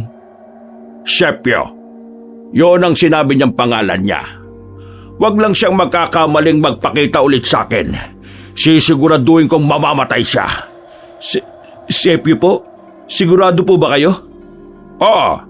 Klaro sa aking pandinig ang pagkakabanggit niya ng kanyang pangalan. Bakit? May kilala ka bang aswang na gano'n ang pangalan, Gimo? Wala po. Wala akong kakilalang ganyan ng pangalan. Hindi naman po kasi ako madalas na makihalubilo sa ibang tao Sigurado ka bang wala kang kakilala? Bakit parang kilala ka niya? Umamin ka nga sa akin, Gimo. Totoo bang... Wala na. Nagbibiro lang ako. Teka. Bakit hindi mo iniligpit yung mga bangkay nang wala pa ako? Pasensya na po. Baka kasi may ibang taong dumaan dito at kung ano pang isipin sa atin mabuti naman kung ganon. Teka. Saan mo ba itinapon yung mga bangkay ng aswang na yon? Hindi pa ba nagigising si Elisa? Doon po sa may ilog ko tinapon. Baka inaanod na nga po yun At saka si Elisa, tulog pa rin po. Hindi nga niya siguro naramdaman yung pagpunta rito ng mga aswang buti naman kung ganon. Matatakotin pa naman yon. Baka kasi makaapekto sa bata yung matakot siya ng sobra. Oo nga po Tayo na. Pumasok na muna tayo sa loob. Hugasan ko itong sugat ng malagyan ng bendahe. Sige po, Kamidyong. Pinauna ng albularyo na maglakad si Gimo at pinagmasdan ito. Habang nakatitig sa kanya, napansin niyang parang may kung anong pangambang namuo sa loob ng binata. Napaisip na lang si Kamidyong na darating din ang panahon na magkakaalaman sila kung ano ang totoo. At mangyayari lang yon kung magkakaharap silang tatlo. Siya, si Gimo, at ang aswang na nagpakilalang si Sepio. Pagkapasok nila sa kanilang bahay, sakto ring lumabas sa silid niya si Elisa. Oh, saan naman kayo nanggaling? Bakit payusan kayong pareho? Ay, sa labas lang. Meron lang inasikaso. Bakit po? May mga aswang na naman po ba? Napapadalas na yan ah. Oo, binala ka nga nilang pasukin eh. Paniguradong gusto nilang kunin yung anak natin. Mga walang hiya talaga mga aswang na yun. Kung kaya ko lang lumaban sa kanila, ako mismo papatay sa mga yun. Pabayaan mo na. Nagawa na naming iligpit ang mga hayop na yon. Buti na lang talaga't nandito si Gimo. Meron ako nakatulong. Teka Itay, anong nangyari sa mga mata ninyo? Bakit ba nagkaganyan yan? Huwag mong sabihin kagagawan niya ng aswang. Oo, Elisa. Kagagawan nga ito ng aswang. Biglaan niya akong inatake, kaya hindi ako nakapaganda. Nang nagawa na niya akong ibabawan binulag niya ang kaliwang mata ko gamit ang kanyang matulis na kuko. Nagawa niyo bang patayin yung aswang na yon? Hindi. Pero hindi na bale. Darating ang araw na magkakaharap din kami. At sa pagkakataong yon, malalaman natin kung hanggang saan ang kanyang lakas at kakayahan. Hindi na sinigot ni Kamidyong ang kanyang anak, kaya pumunta siya sa kanyang silid para kumuha ng gamot. Nang nasa loob na siya ng silid, sinubukan niyang gamutin ang kanyang sugat. Napailing na lang siya nang mapagtanto niyang hindi na niya tuluyang mapapagaling ang kaliwang mata niya at tuluyan na itong mabubulag. Dahil sa naramdaman na pagod ng albularyo, minabuti na lang muna niyang magpahinga. Alam niyang wala na ring mangyayari kay Elisa. Dahil maliban sa kasama na nito si Gimo, hindi na rin babalik ng gabing yun ang aswang. Ang tanging inaalala lang ni Kamidyong ay ang patungkol sa sinabi sa kanya ng asawa na nagpakilalang si Sepio. Sa pagdaan ng mga araw, nanatili roon si Gimo para tumulong sa pagbabantay sa paligid. Wala namang aswang na sumugod sa kanila, pero hindi pa rin siya gaanong kampante. Dumaan ng mga araw at linggo hanggang sa dumating ang kabuwanan ni Elisa. Nasa kalagitnaan ng kanyang pagtulog si Kamidyong nang bigla siyang magising. Nakaramdam siya ng sobrang init, kaya bumangon siya at binuksan ang bintana. Saktong pagkabukas niya, nakita niyang lumabas sa kanilang bahay si Gimo. Nagtaka naman ang albularyo kung ano ang gagawin ng binata sa ganong oras ng gabi. Dahil dito, minabuti niyang sundan yon hanggang sa... Anong ginagawa mo rito, Gurang Sepio? Nandito ko para bantayan ang aking anak. Anong pinagsasabi mo dyan?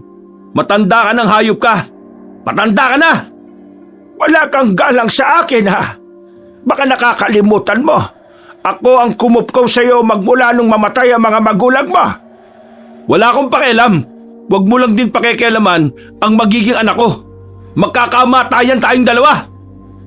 At matapang ka na ngayon kaysa sa akin. Ngayon pa lang, pwede kitang patayin. Di subukan mo.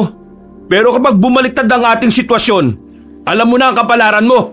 Yan ay kung mapapatay mo ako. Isa lang naman ang hiling ko Gurang Sepio, lubayan mo na ako at pati na si Elisa. Akin lang siya at ako ang ama ng kanyang dinadala. Paano mo naman nasigurong ikaw nga? Naalala mo ba ang gabi nung lumabas ka para umihi? Noong minsang natulog sa bahay mo si Elisa. Pumasok ako sa silid ninyo at ginaya ko ang mukha mo. Ngayon, sabihin mo sa akin na ikaw na nga ang ama ng dinadala niya. Isa pa, bata ka pa lang ay niritwalan na kita para hindi ka magkaroon ng anak. Nang sa gayon, matuldukan na ang pamumuno ng iyong angkan. Hayop ka talaga, Gurang Sepio! Hindi na sana ako nagtiwala sa'yo! Hindi ko akalaing tatraidorin mo ako ng ganito! Nanginginig ang buong katawan ni Kamidyong dahil sa kanyang narinig. Hindi niya akalaing binababoy na pala ng dalawa ang kanyang anak. Tiningnan niya ng maigi ang kausap ni Gimo at napakuyom siya ng kanyang kamao nang malaman na yun din mismo ang aswang na bumulag sa kanyang kaliwang mata. Hindi na niya napigilan ng kanyang galit, kaya lumabas siya sa kanyang pinagtataguan para kumprontahin ang dalawa. Mga hayop kayo! Anong ginawa niyo sa anak ko? Iningatan ko siya ng higit sa 2 dekada. Pagkatapos, pagsasamantalahan niyo lang ng dahil sa inyong pansariling interes? Kamidyong, ikaw?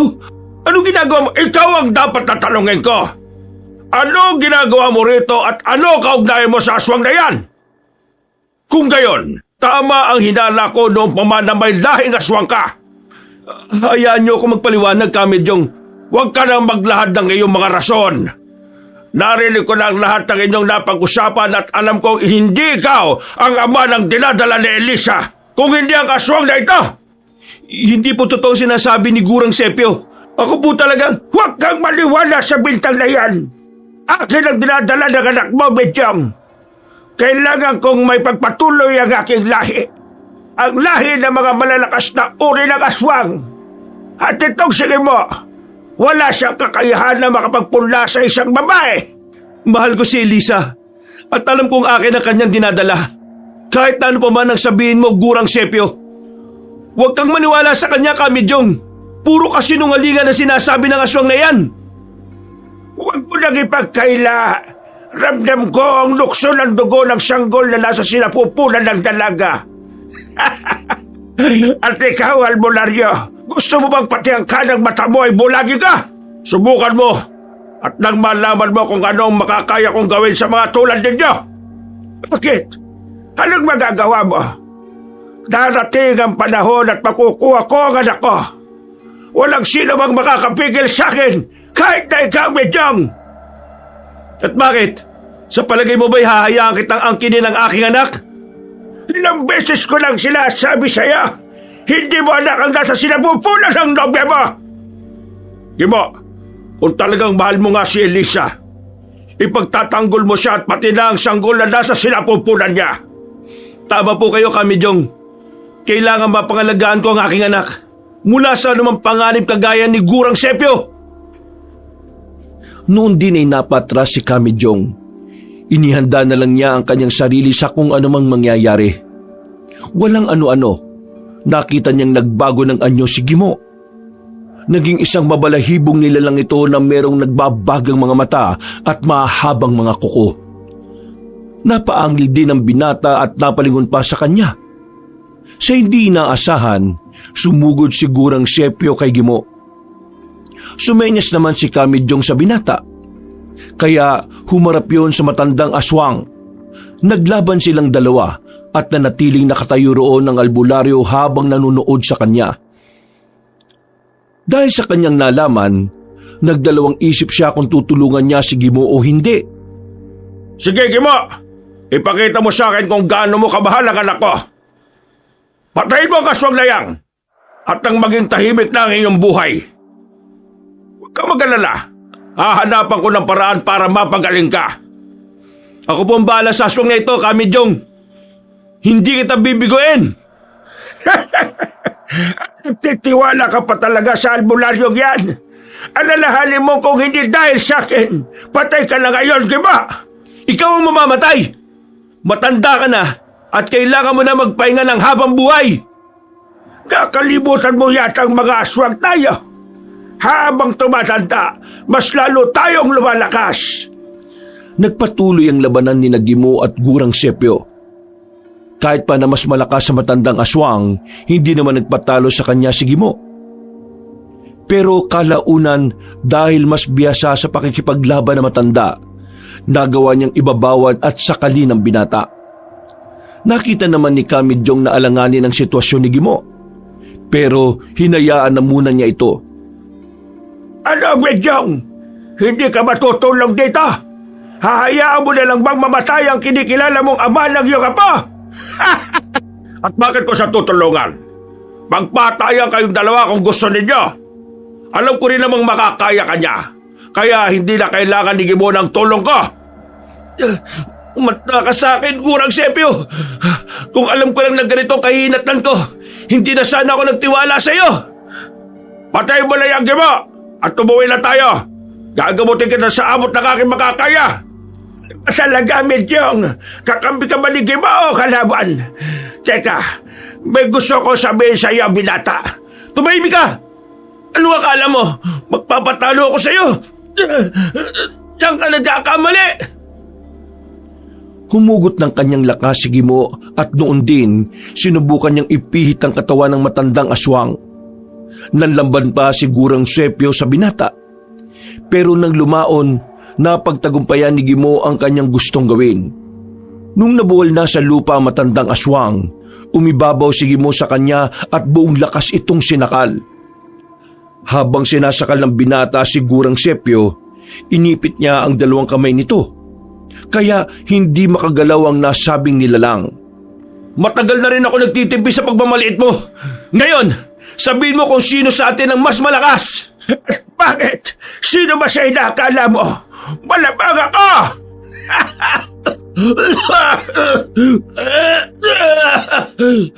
Uulitin ko, sino ang mas malakas? Kapag hindi mo pa inamin na mas malakas ako kaysa sa'yo, babaliin ko ang leeg mo! Talaga bang magagawa mo yan? Teka, bakit ba ako ang inyong kinakalaban? Ha? Hindi naman akong tunay mo kalaban Ano bang ibig mo sabihin? Huwag mo akong uutuin. Hindi ako bata para paniwalaan ng pakulo mo. Walang ibang kalaban dito kung hindi ikaw. Inangkin mo ang sanggol na hindi naman sa'yo. Bakit hindi mo talungin ang ama ng iyong nobya? Siya ang usisain mo dahil mas marami siyang alam kesa sa akin. Kamidyong, anong ibig sabihin ng aswang na ito? Medyong, sabihin mo na ang totoo at kung ano man ang gustong malaman ni Gimo. Nasasakal na ako rito at hindi na ganong makahinga. Wala akong dapat na sabihin. Magpataya kayo riyan hanggat gusto ninyo. Medyong, huwag ka nang magmatigas. Nandito na tayo at kailangang magkaalaman na. Total, naumpisa na natin ito. Kamidyong, may itinatago ba kayong... Ang albularyong yan ang pumatay sa mga magulang mo, Gimo. Siya ang rason kung bakit naghirap ka simula nung bata ka pa lang. Ngayon sabihin mo, sino ang dapat mong kinakampihan? Ako na dating kumukup sa iyo o ang albularyong pumatay sa iyong mga magulang? Hindi nakasagot si Gimo. Napaangil siya.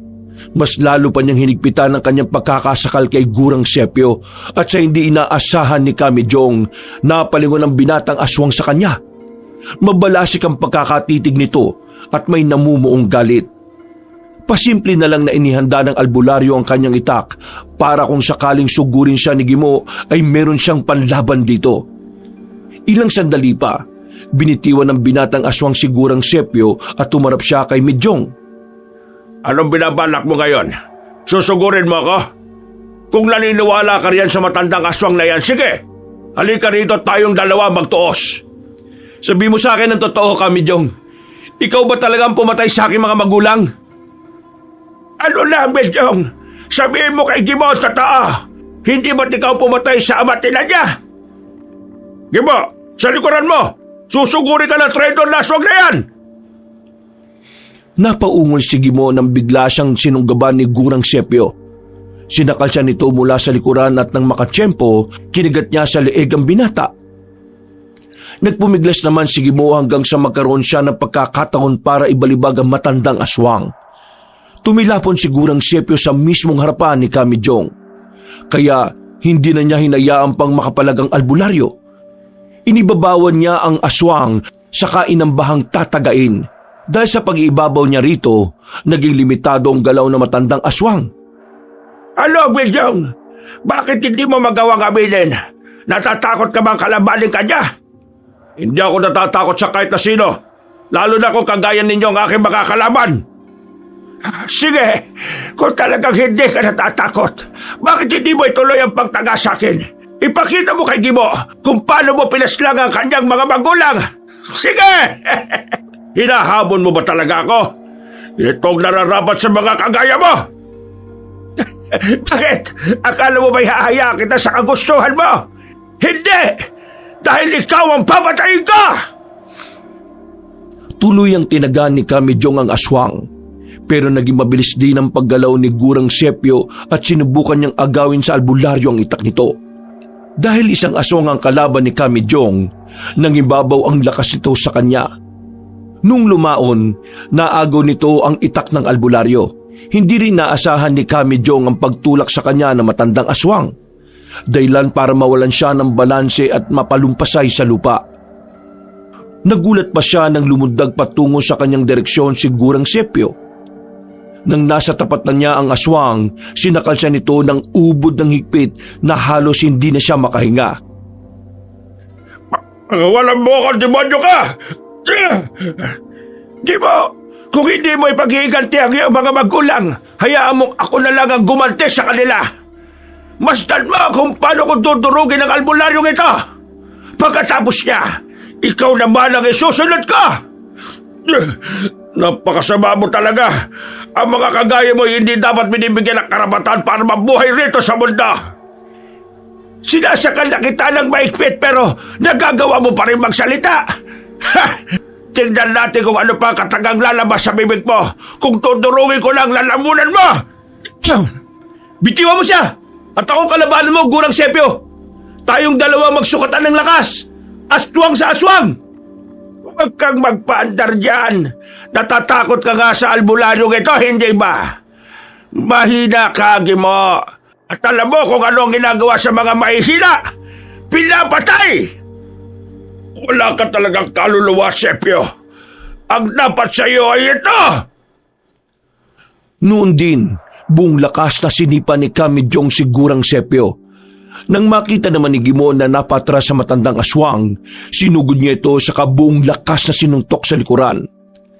Napaungol na lang si Gurang Sepio at nang binalak sana nitong sikuhin si Gimo, sinubukang dukutin ng binata ang puso ng matandang aswang mula sa mismong likuran nito.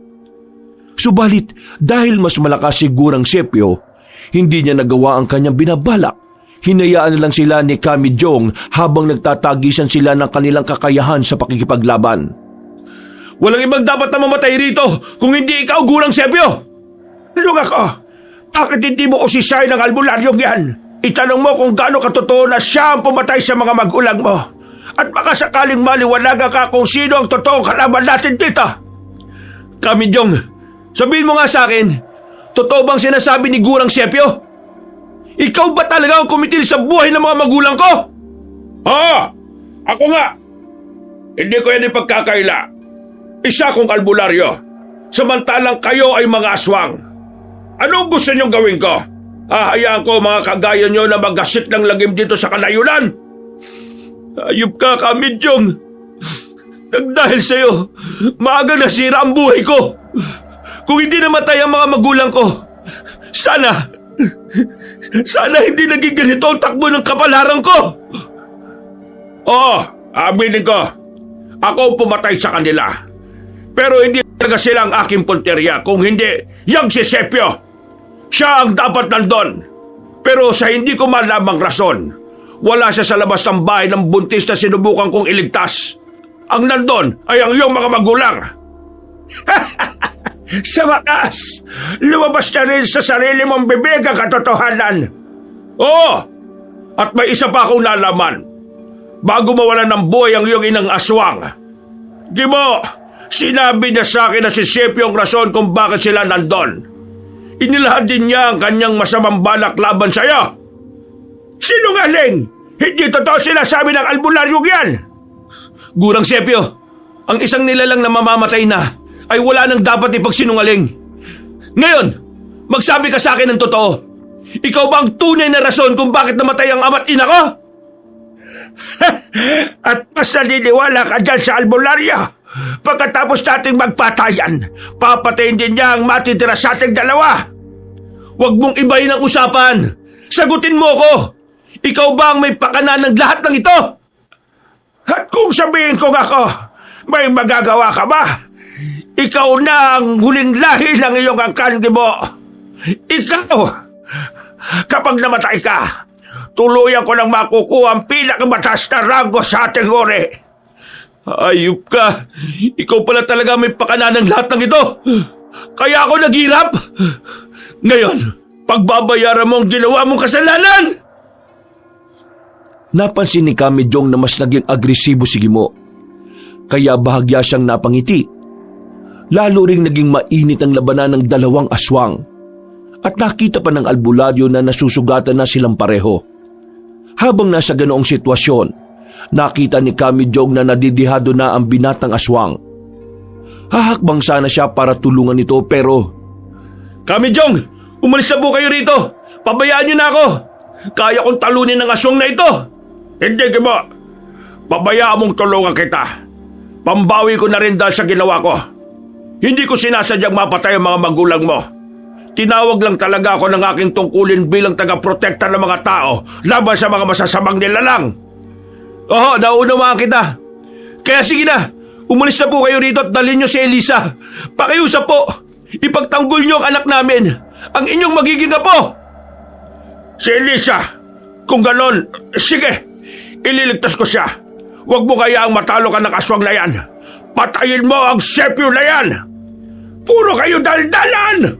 Kahit saan lupalop ka pa magtatago, Mijong, mahanap kita! Kapag napatay ko ang binatang ito, kayo ang susunod ko! Ang apo mo lang ang matitirang buhay at pagdating ng panahon, kukunin ko ang anak ko! Hindi mo siya anak! Hindi ako naniniwalang ikaw ang ama ng dinadala ni Elisa! Sige na po, Kamijong! Iligtas na ninyo ang mahal ko! Hindi na sumagot ang albularyo. Nagmadali siyang umalis para umuwi sa kanilang bahay. Nang nakalayo na siya sa kinaroroonan ng dalawang aswang na naglalaban, nakarinig siya ng mga paghiyaw. Kinutuban ng hindi maganda si Kamijong. Kaya mas lalo pa niyang binilisan ng kanyang paglalakad. Pagkarating niya sa kanilang bahay, agad niyang ginising si Elisa na nooy sobrang himbing ang pagkakatulog. Halika na, Elisa. Kailangan natin makalis dito. Bakit po, Itay? Teka, nasan po si Gimo? Hindi na importante yon. Sa ngayon, ang mahalaga ay ang makaligtas ka at ang sanggol na nasa sinapupunan mo. Ano pong nangyari? Bakit hindi magandang nangyari? May hindi ba magandang nangyari kay Gimo? Saka ako na ipapaliwanag. Sa ngayon, kinakailangan nating iwan ang bahay na ito. Baka nasundan ako ng mga asong at manganib kayo ng sanggol na nasa sinapupunan mo. Tara na, anak! Kahit na hindi alam ni Kamijong kung saan sila pupunta, mas pinili niyang umalis sila sa kanilang bahay. Sa paraang yun, masisiguro niyang ligtas ang dinadala ni Elisa. Pagkababa nila sa kanilang bahay, nagmadali siyang maglakad patungo sa patay na balon. Alam ng albularyo na mababaw lang yon, kaya naisipan niyang dun itago ang kanyang anak. Dahil luma na rin ang disenyo ng balon, hindi mahirapan ang sino mang bababa. Gawa ng may batong nagsisilbing hagdan doon. Hindi po kaya delikado para sa akin to, Itay? Mas delikado kung maabutan ka ng mga aswang. Kukunin nila ang sanggol na yan. Kukunin? Hindi nila papatayin? Tama ang narinig mo. Kukunin nila ang anak mo dahil... sige na, Elisa. Bumaba ka na muna sa balon. Sandali, aalalayan kita. Sige po, Itay. Hindi ako papayag na makuha nila ang anak ko. Nasaan na po pala si Gimo? Bakit wala siya rito? Nilabanan namin ang aswang at nakiusap siyang iligtas ka. Huwag kang mag-alala. Susunod siya rito pagkatapos siyang patayin yung aswang. Pero paano niya malalabanan na mabagsik na nilalang na yun? Wala siyang laban sa... Alam mo na kung anong sagot dyan. Pero huwag kang mangamba. Pagkatapos ng lahat na ito, gagamutin ko siya at nang maging normal na tao na siya. Inalalayan ni Kamijong si Elisa hanggang sa tuluyang makababa sa balon. Nung makapwesto na roon ang dalagang buntis, nagpasya ang albularyo na bumalik sa ibabaw para magbantay. Nung naroon na siya, iginala niya ang kanyang paningin sa paligid. Hinugot na rin niya ang kanyang itak para maihanda ang kanyang sarili sa kung anumang panganib na darating. Elisa! Ayos ka lang ba dyan? Ingat kayo dyan, ha? Sige, anak. Alam ko naman kung ano ang aking gagawin. Basta, huwag ka lang masyadong magingay at baka marinig tayo ng mga aswang. Sige po, Itay. Susubukan ko pong huwag makagawa ng ingay kahit pa na... Ay! Sobrang sakit ng tiyan ko. Parang manganganak na yata ako. Elisa, kumusta ang sitwasyon mo dyan? Sandali, bababa ko para tulungan ka. Parang manganganak na po, Itay. Sandali, nandiyan na ako. Teka, Elisa, pigilan mo muna ang sarili mo huwag makagawa ng ingay. May mga asong na nandito. Baka mahuli nila tayo. Nagmatsyag si Kamijong sa kanyang paligid para kumpirmahin kung tama ang kanyang hinala. Walang ano-ano, may nakita siyang mga nagbabaga mga mata na nakatitig sa kanilang pwesto. Para hindi siya madaling mapansin, minabuti ng albularyo na umusal ng dasal para sa tagabulag. Inusalan na rin niya si Elisa at tinipan ang loob ng balon para hindi rin sila madaling mapansin ng mga nilalang na naroon. Nandito na sila, Elisa. Kumalma ka lang dyan. Ako ang bahala sa'yo. Hindi ka nila madaling makikita. Mag-ingat po kayo, Itay. Ipagdarasal ko po kayo. Ay! Isip mo muna. Pero kung pumutok na ang palubigan mo, tawagin mo ako kagad. Baka hindi makaligtas ang bata kapag nahuli tayo. Opo, Itay. Basta huwag po kayo papayag na matalo ng mga aswang na yan, ha? Napatango na lang si Kamijong sa sinabi ng kanyang anak. Nang mga panahong yon, muli niyang ibinaling ang kanyang pansin sa mga aswang. Napangiti na lang siya nang malamang hindi talaga siya napapansin ng mga ito. Nasa ganong sitwasyon ng albularyo nang makita niyang lumapit sa kasamahan nito si Gurang Sepio. Duguan ng nasabing aswang.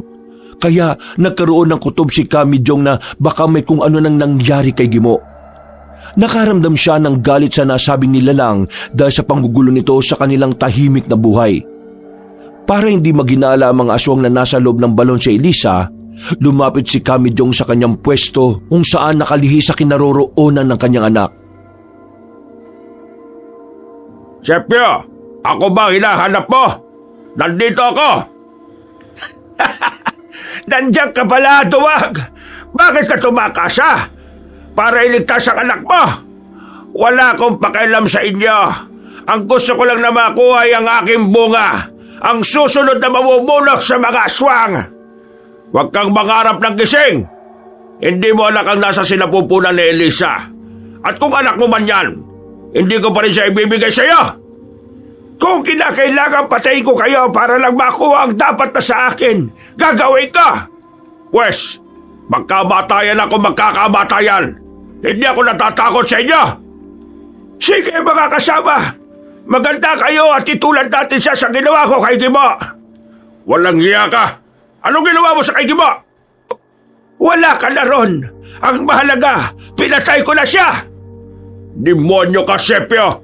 Magbabayad ka sa ginawa mo. Hindi kita hayaang mabuhay pa. Mamatay man ako, pero buhay pa rin ang aking dugo. Alam kong hindi mo kayang patayin ang aking anak. Ang apo ba? Kung para sa kapakanan ng lahat, kahit kadugo ko'y handa kong pumatay. Bago magyari ang iyong sinasabi, ikaw na muna ang mauna.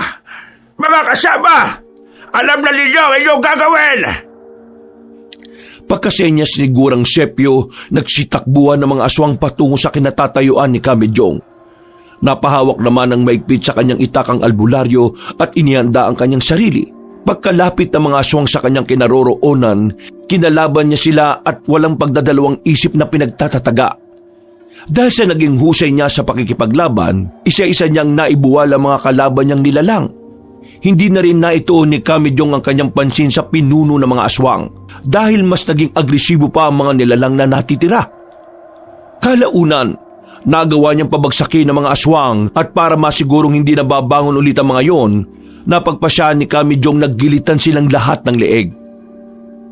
Saktong pagkatapos niyang gawin yon, nakarinig siya ng pag-iyak ng sanggol. Itay, ang anak ko, kukunin ang aswang! Walang Itay! Walang hiya ka, Sepio! Huwag mo pakialaman ang apo ko! Nandito po siya sa loob ng balon! Tulungan mo ako! Ayokong makuha niya anak namin ni Gimo! Hindi si Gimo ang ama ng dinadala mo! Ako! Akin ang sanggol at pabayaan mo kung buhayin siya sa parang gusto ko at nararapat! Lubayan mo ang apo ko! Umalis ka dito dahil kung hindi, mamamatay ka dyan sa loob ng balon! Napatawa si Gurang Sepio. Umusal na naman ng orasyon si Kamidyong. Pero bago pa man niya masambit ang susi ng kanyang pantigalpo, may malakas na puwersang tumama sa kanya. Hindi niya naiwasan yon at naging rason ito para mapatras siya at mapalumpasay sa lupa. Napanganga na lang siya at agad na napatayo nang makita niyang lumabas sa balon ng aswang habang karga nito ang batang nakalawit pa ang pusod. Huwag mong kunin ang apo ko! Kapag ginawa mo yan, uubusin ko ang lahi ninyo! Gawin mo, Medyong! Hindi ako natatakot sa mga salita mo! Diyan na kayo at kailangan ko bang dalhin ang anak ko sa kuta! Napatakbo si Kamidyong patungo sa kinaroroonan ni Gurang Sepio. Nang makalapit na siya rito, sa hindi niya inaasahan ay lumundag ng napakataas sa matandang aswang. Napatimbagang na lang si Kamidyong dahil sa galit. Itay! Nabawin niyo ba ang anak ko? Demonyong aswang yun! Baka kung anong gawin niya sa sanggol! Huwag ka magkalala. Hahanapin ko siya at susundan patungo sa kanilang kuta. Hindi ako papayag na mangyari ang sinasabi niya. Teka, tutubang sinabi niyang hindi sige mo ang ama ng bata. Hindi ko rin alam. Pero malalaman natin yan kapag nabawi ko ng sanggol at napatay ang mga aswang na yon. Sana buhay pa si Gimo at makatagpo ko siya ulit. Kailangan natin ng paliwanag niya. Sige po, tulungan niyo po ako, Itay. Gusto mo umakyat at mahanap ko rin ang anak ko. Sige, tutulungan kitang makakyat dito. Pero mag-isa akong pupunta sa kuta ni Sepio. Pero baka kumapano kayo, Itay? Kaya ko ang sarili ko. Magpahinga ka na lang muna sa bahay natin. Wala nang aswang na susugod sa atin dahil nakuha na niya ang kanyang pakay. Inalalayan ni Kamidyong ang kanyang anak na hanggang sa mga oras na iyon ay umiiyak. Nang makakyat na sila, hinatid ng albularyo si Elisa sa kanilang bahay. Umusal na rin siya ng pampabakod na orasyon para walang masamang elemento na makapasok sa kanilang bakuran. Nang masiguro na niyang ligtas si Elisa doon, nagpaalam siya sa kanyang anak para sundan si Gurang Sepio. Alam niyang walang masamang mangyayari sa sanggol, pero ang tanging inaalala lang niya ay baka gamitin niyo na matandang aswang para sa pansarili niyang interes. Nasa kalagitnaan siya ng kanyang paglalakbay para puntahan ang pinaghihinalaan niyang kuta nang may biglang lumapag sa kanyang harapan. Inihanda ni Kamidyong ang kanyang sarili at nang malaman niya kung sino yon, ibinaba niya ng bahagya ang kanyang hawak na itak. Gimo, buhay ka! Anong nangyari? Bakit nakatakas mula sa iyo si Gurang Sepio? May masamang balita pala ako sa iyo. Tinagay niya ang anak niyo ni Elisa. Ano? Hindi talaga titigil ang matandang aswang na yon. Humanda siya. Papatayin ko siya kapag nagkasagupa ulit kami. Malamang, dadalhin niyo sa kanyang kuta. Tayo na, at kailangan natin mabawi ang sanggol. Sige, bilisan natin ang paglalakad. Sigurado ako na may hindi magandang binabalak ang aswang na yon. Pero teka, ano nangyari sa naging laban niyo ni Gurang Sepio? Natalo niya ako. Naisahan. Buti na lang at may nagligtas sa akin na isang albularya. Yun ang dahilan kung bakit nabuhay ako at nanumbalik ang lakas ko. Kung gayon nasaan na siya? Bakit hindi mo siya kasama? Hindi ko alam, pero nang medyo naalimpungatan na ako, nakita ko siyang naglaho. Nagmistula siyang liwanag na unti-unting nawala sa karimlan. Ay mapalad ka dahil binigyan ka pa ng ikalawang pagkakataon para mabuhay. Tama po kayo, at hindi ko sasayangin ang pagkakataong ito. Nasabi din pala sa akin ng albularya na hindi sigurang Sepio ang tatay ng sanggol na dinadala ni Elisa. Ako ang tatay. Gumawa lang ng kwento matandang aswang na yon para makuha ang sanggol at maisalin niya roon ang kanyang buhay at enerhiya. Maisalin ang buhay at enerhiya? Para saan? Para maging bata siya. Ang katawan na gagamitin ni Gurang Sepio ay katawan ng isang bata. Pero ang isipan niya, ang puso at maging ang kaluluwa ay pagmamay-ari pa rin niya. Kumbaga, magiging pagmamay-ari niya ang pisikal na katawan ng sanggol. Walang hiya siya. Demonyo! Kailangan talaga mapigilan natin siya. Oo, Kamidyong. Kailangan mapatay natin siya at maging ang iba pa niyang mga kasama. Sa paraang yon, magiging tahimik na ang buhay natin. Humanda sa akin ang aswang na yon. Ako ang papatay sa kanya! Para hindi gaanong mapagod ang albularyo, nagpalit ng anyo si Gimo at naging isang dambuhalang aso. pinasakay niya si Kamijong sa likurin nito at nagpatuloy sa kanilang paglalakbay patungo sa kuta ni Gurang Sepio.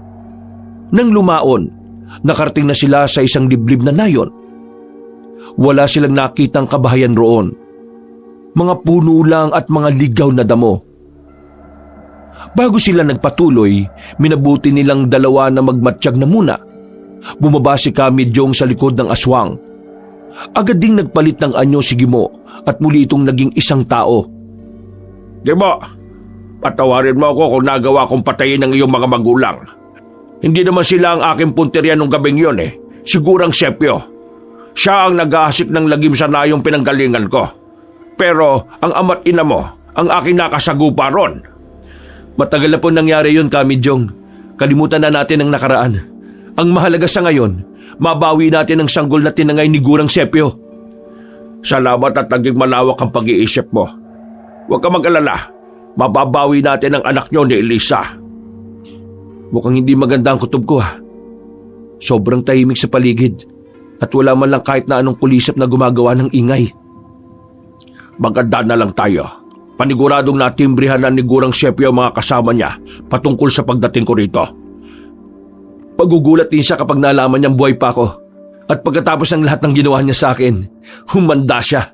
Ipapatikim ko sa kanyang ganti ng isang ama na ninakawan ng anak. Sandali. May gumagalaw sa bandang silangan. Malamang mga alagad yan, Sepio.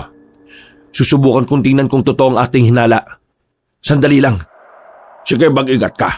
Pero teka, baka makita ka nila, Gimo. Huwag kayong mag-alala. Hindi ako papayag na makita nila. Magpapalit na lang ako ng aking anyo.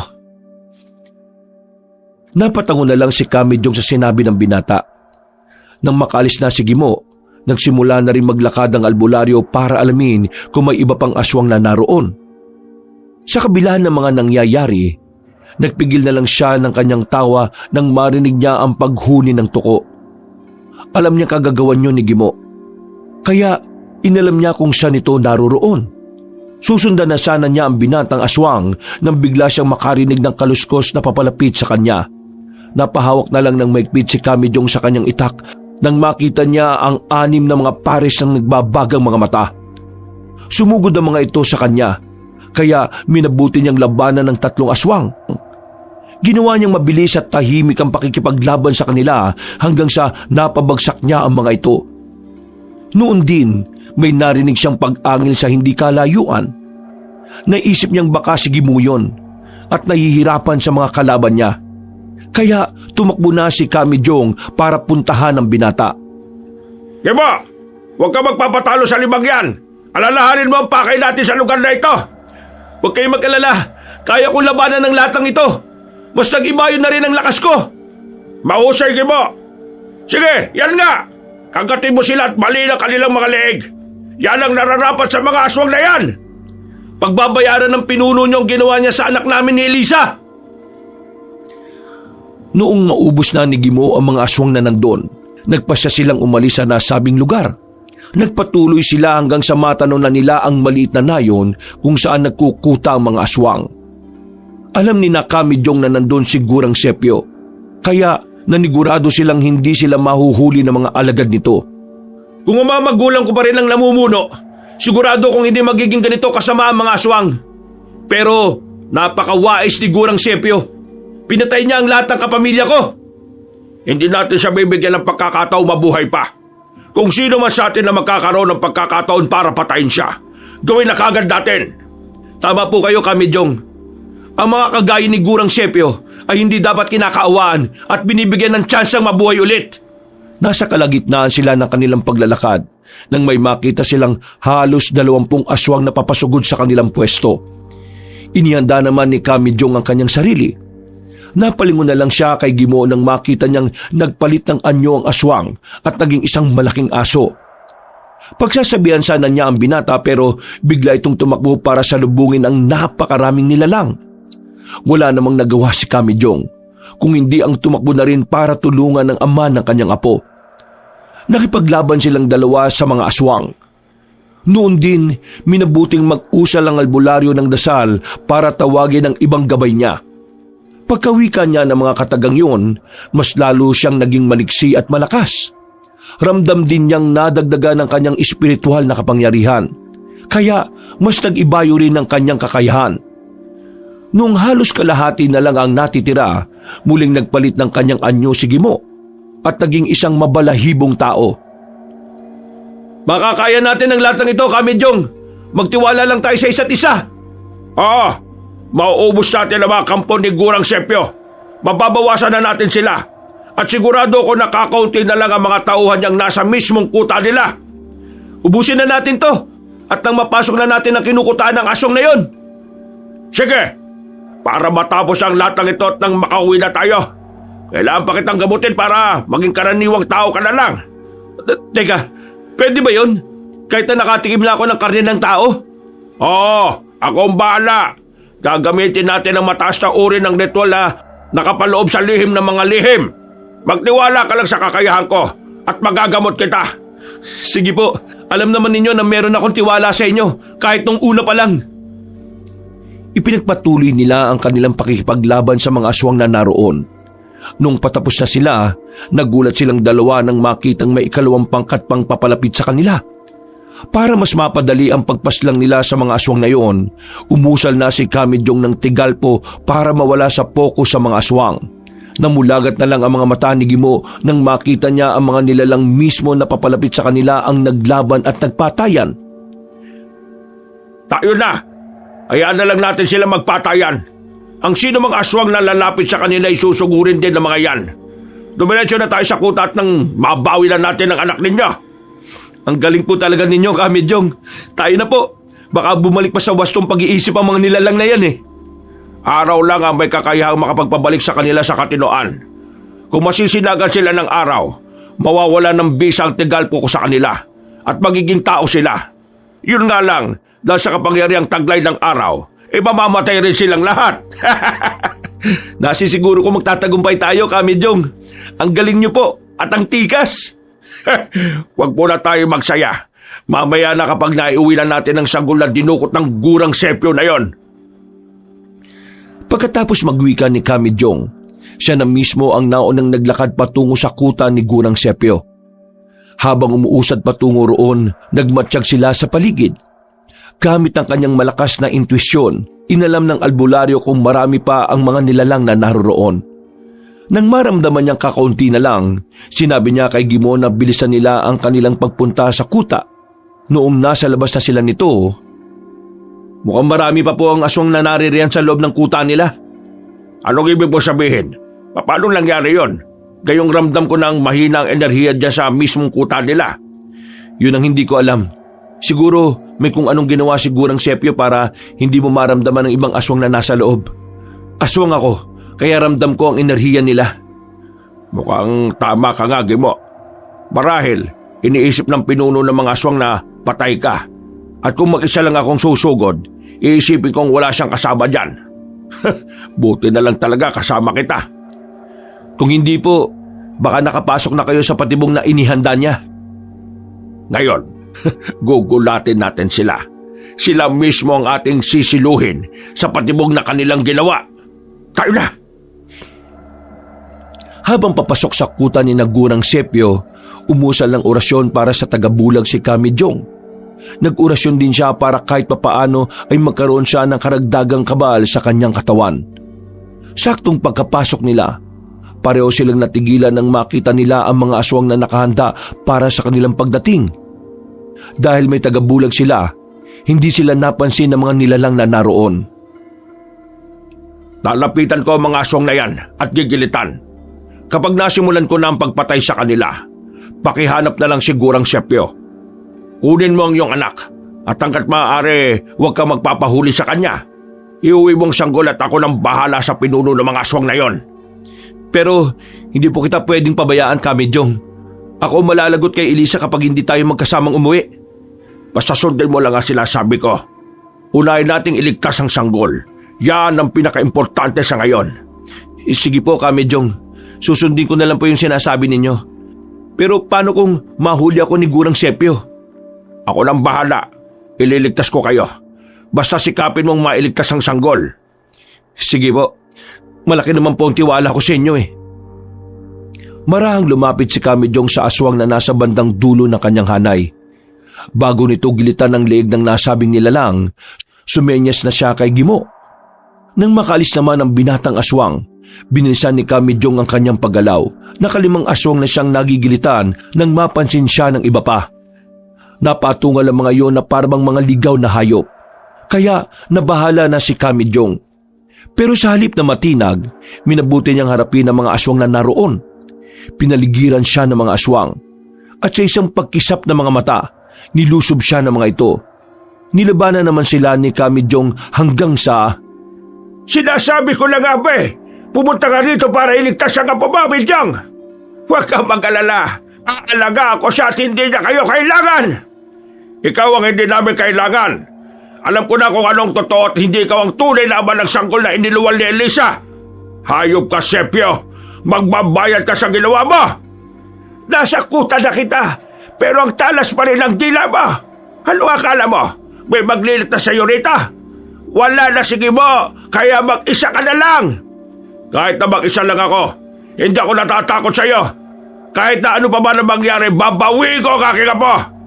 Yan ay kung magagawa mo.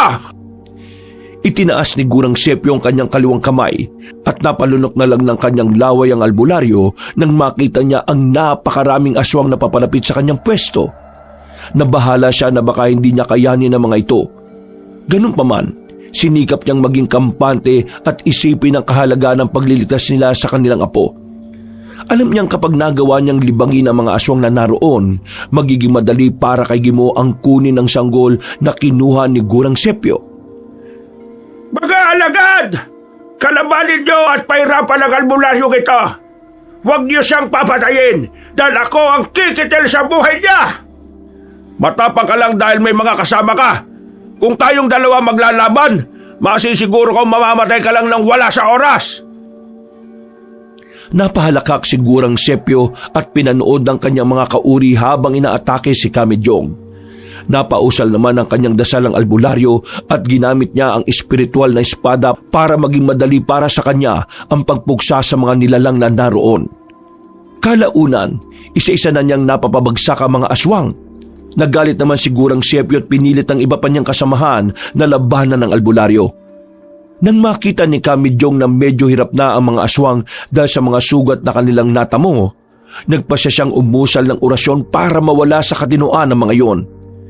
Nakita ng pinuno ng mga aswang ang nangyari sa kanyang mga kasama at mas nanggalaiti siya nang makitang nagpapatayan na ang kanyang mga kasama.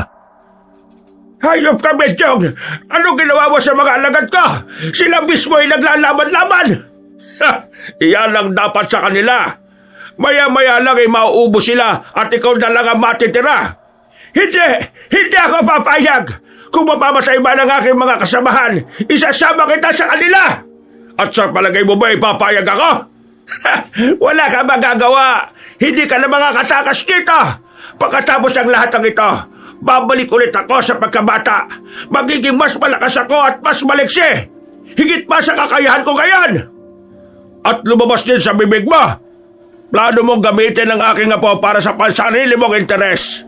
Hindi ako papayag. Teka, ano nga ulit ang sinabi mo kay Gimo? Mas magiging malakas ang aswang kapag lalo itong tumatanda. Tama ang iyong narinig. Pero kung makakahanap ang isang aswang ng pagsasalilan ng kanyang kaluluwa, lalo siyang lalakas at hindi rin siya madaling paghihinalaan. At ang apo mo ang magiging instrumento riyan. Yan ay kung magagawa mo pa. Sa ngayon, paniguradong wala ng sanggol sa kung saan mo siya nilagay. At paano mo naman nasisiguro? Ang alam ko, albularyo ka lang, pero hindi ka maghuhula. Sigurado ako, dahil kasama ko magliligtas sa apo ko. Napakagaling ng imahinasyon mo, Midyong. Sino naman? Ako! At nakuha ko ng anak ko, Gurang Sepio. Hindi mo na siya magagamit pa. Sige lagi mo, umuwi ka na para mailigtas ang bata. Walang kasama si Elisa sa bahay. Hindi ka, Midyong. Tutulong po ako para mapatay ang aswang na yan. Nagpapatawa ka rin, Gimo. Ako, mapapatay din niya. Ikaw ang uunahin ko. Kahit 100 beses kang mabubuhay, 100 beses rin kitang papatayin. Sa palagay mo ba papayagan kita? tayong dalawa ang maglalaban hanggang isa sa atin ang mamamatay. Pakawalan ba ka? Papatay ko ang binatang yan at kukunin ang apo ba? Sige na, Gima. Mas kailangan ka ni Elisa at ang anak mo. Tumakas ka na. Umuwi kayo at umalis sa ating bahay. Ako nang bahala rito. Sige, kung yan ang gusto mo. Pero mag-iingat ka po. Babalikan kita rito kapag hindi ka kagad nakauwi. Hindi nakasagot si Kamijong sa binata. Sinenyasan na lang niya itong umalis na dahil nagsisimula na siyang makipagpambuno kay Gurang Sepio. Naglaban ang albularyo at ang pinuno ng mga aswang.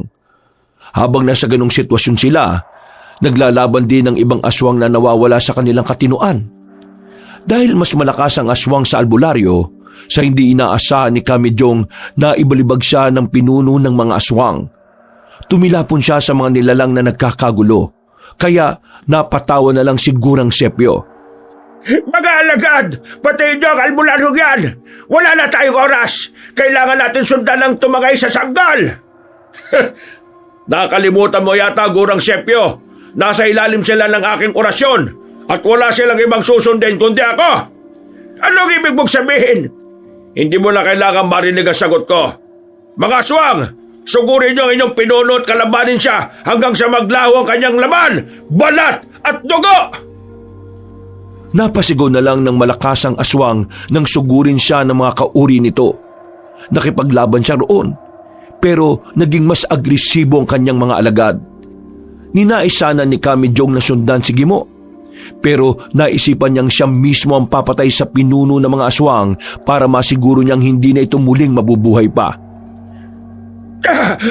Mautak ka talaga, Milchong, pero saan ka kaya dadali ng utak mo na yan, ha? Talagang mautak ako.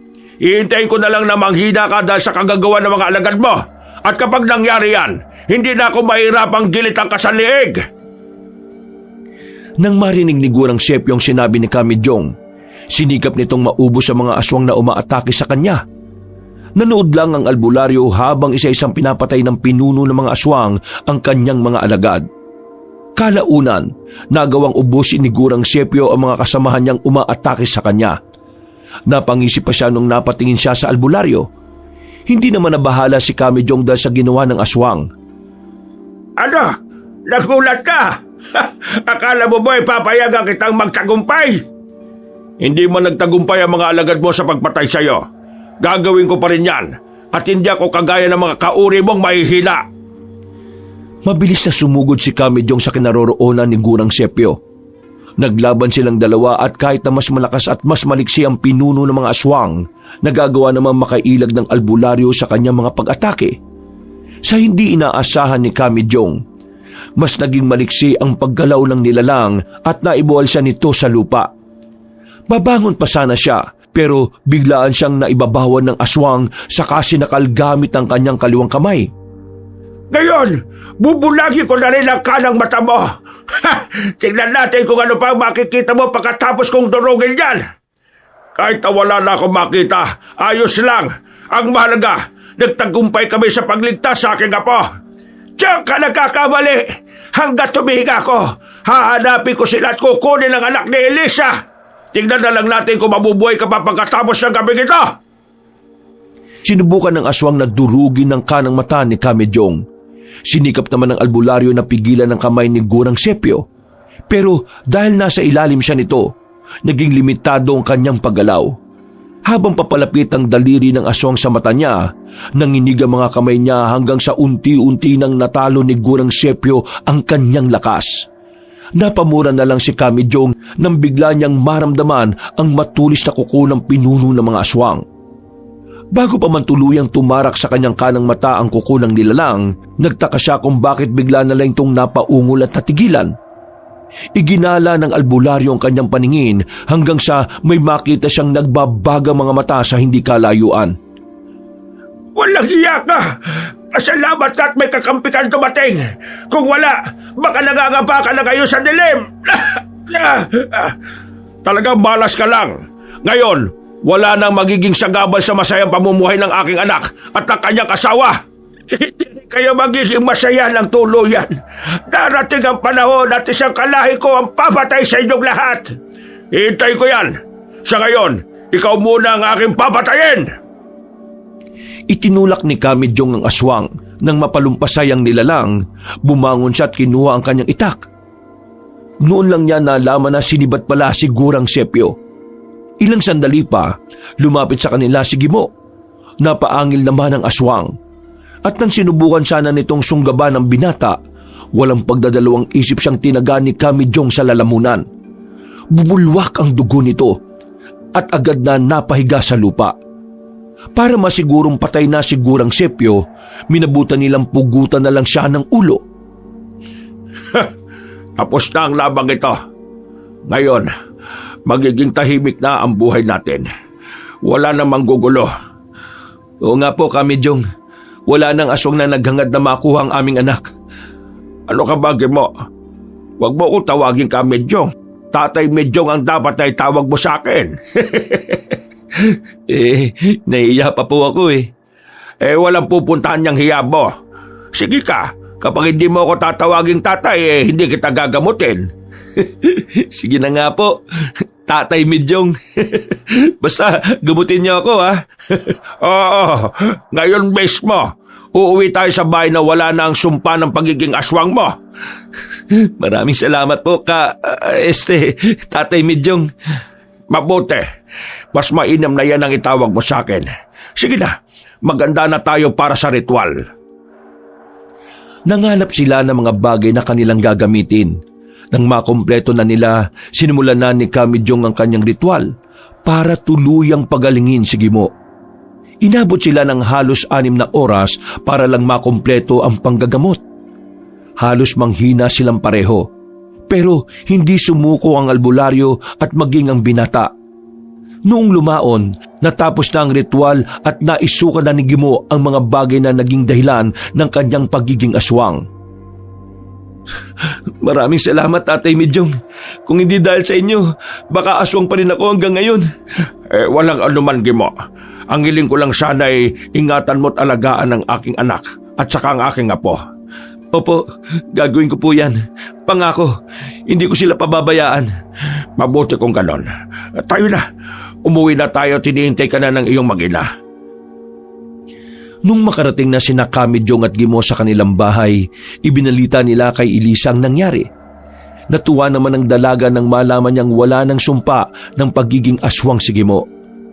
Nung mga panahong yon, nagpaalam na si Gimo kay Kamidyong na pakakasalan niya si Elisa sa simbahan. Hindi naman tumanggi ang albularyo at sinabi na magkakatay sila ng ilang baboy para maipakain sa mga bisitang dadalo sa kanilang kasal. Pagkatapos ng kanilang kasal, mas naging masagana at masaya ang pagsasama nilang dalawa. Tinutukan nila ang pagpapalaki sa kanilang anak na pinangalanan nilang Rodel. Naging malapit din ang bata kay Kamidyong, kaya kadalasan magkasama silang dalawa. Magaling nga po.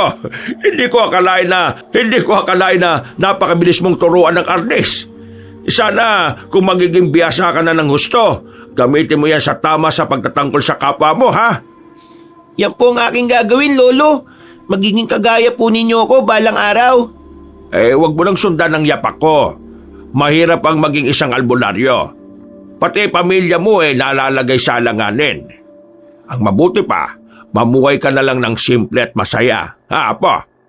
Pero gusto ko rin po makatulong sa kapwa ko Makakatulong ka naman kahit hindi ka isang albularyo. Hindi lang albularyo ang tumutulong. Marami ring simpleng mamamayan pero nakakatulong din sa kanilang kapwa. Ilang beses na sinabi ng bata na gusto niyang maging kagaya ni Kamidyong. Hindi naman pumapayag ang albularyo at madalas niyang inililihis ang kanilang usapan. Sa pagdaan ng maraming taon, unti-unti ring naging mahina si Kamidyong. Dahil dito, isang gabi, nagpasya siyang tawagin sina Elisa, Gimo at Rodel. Malapit na akong mawala sa mundong ito. Gusto ko sana kung patay na ako, alagaan niyong mabuti si Rodel. Sikapin niyo na huwag siyang matulad sa akin. Mahirap ang maging isang albularyo. Opo, Itay. Susundin namin ang habilin ninyo. Pero wag po kayong magsalita ng ganyan. Magtatagal pa kayo at masasaksihan po ninyo kung paano lumaki si Rodel. Tama si Elisa, Itay. Magpalakas po kayo at hahaba pa ng gusto ang inyong buhay. Nandito lang po kami para mag-alaga sa inyo. Lolo, magpalakas po kayo at nang makapaglaro tayo ulit. O, kita niyo na, pati po si Rodel gustong maging malakas kayo. Siya nga pala, Gebo. Ang sinasabi mong albularyang minsang nagligtas sa iyo ay ang aking asawa, ang ina ni Elisa. Nandito na nga siya ngayon, no? Sinusundo na niya ako. Huwag niyo akong intindihin. Masaya akong lilisan sa mundong ito dahil nakita ko na ang apo ko.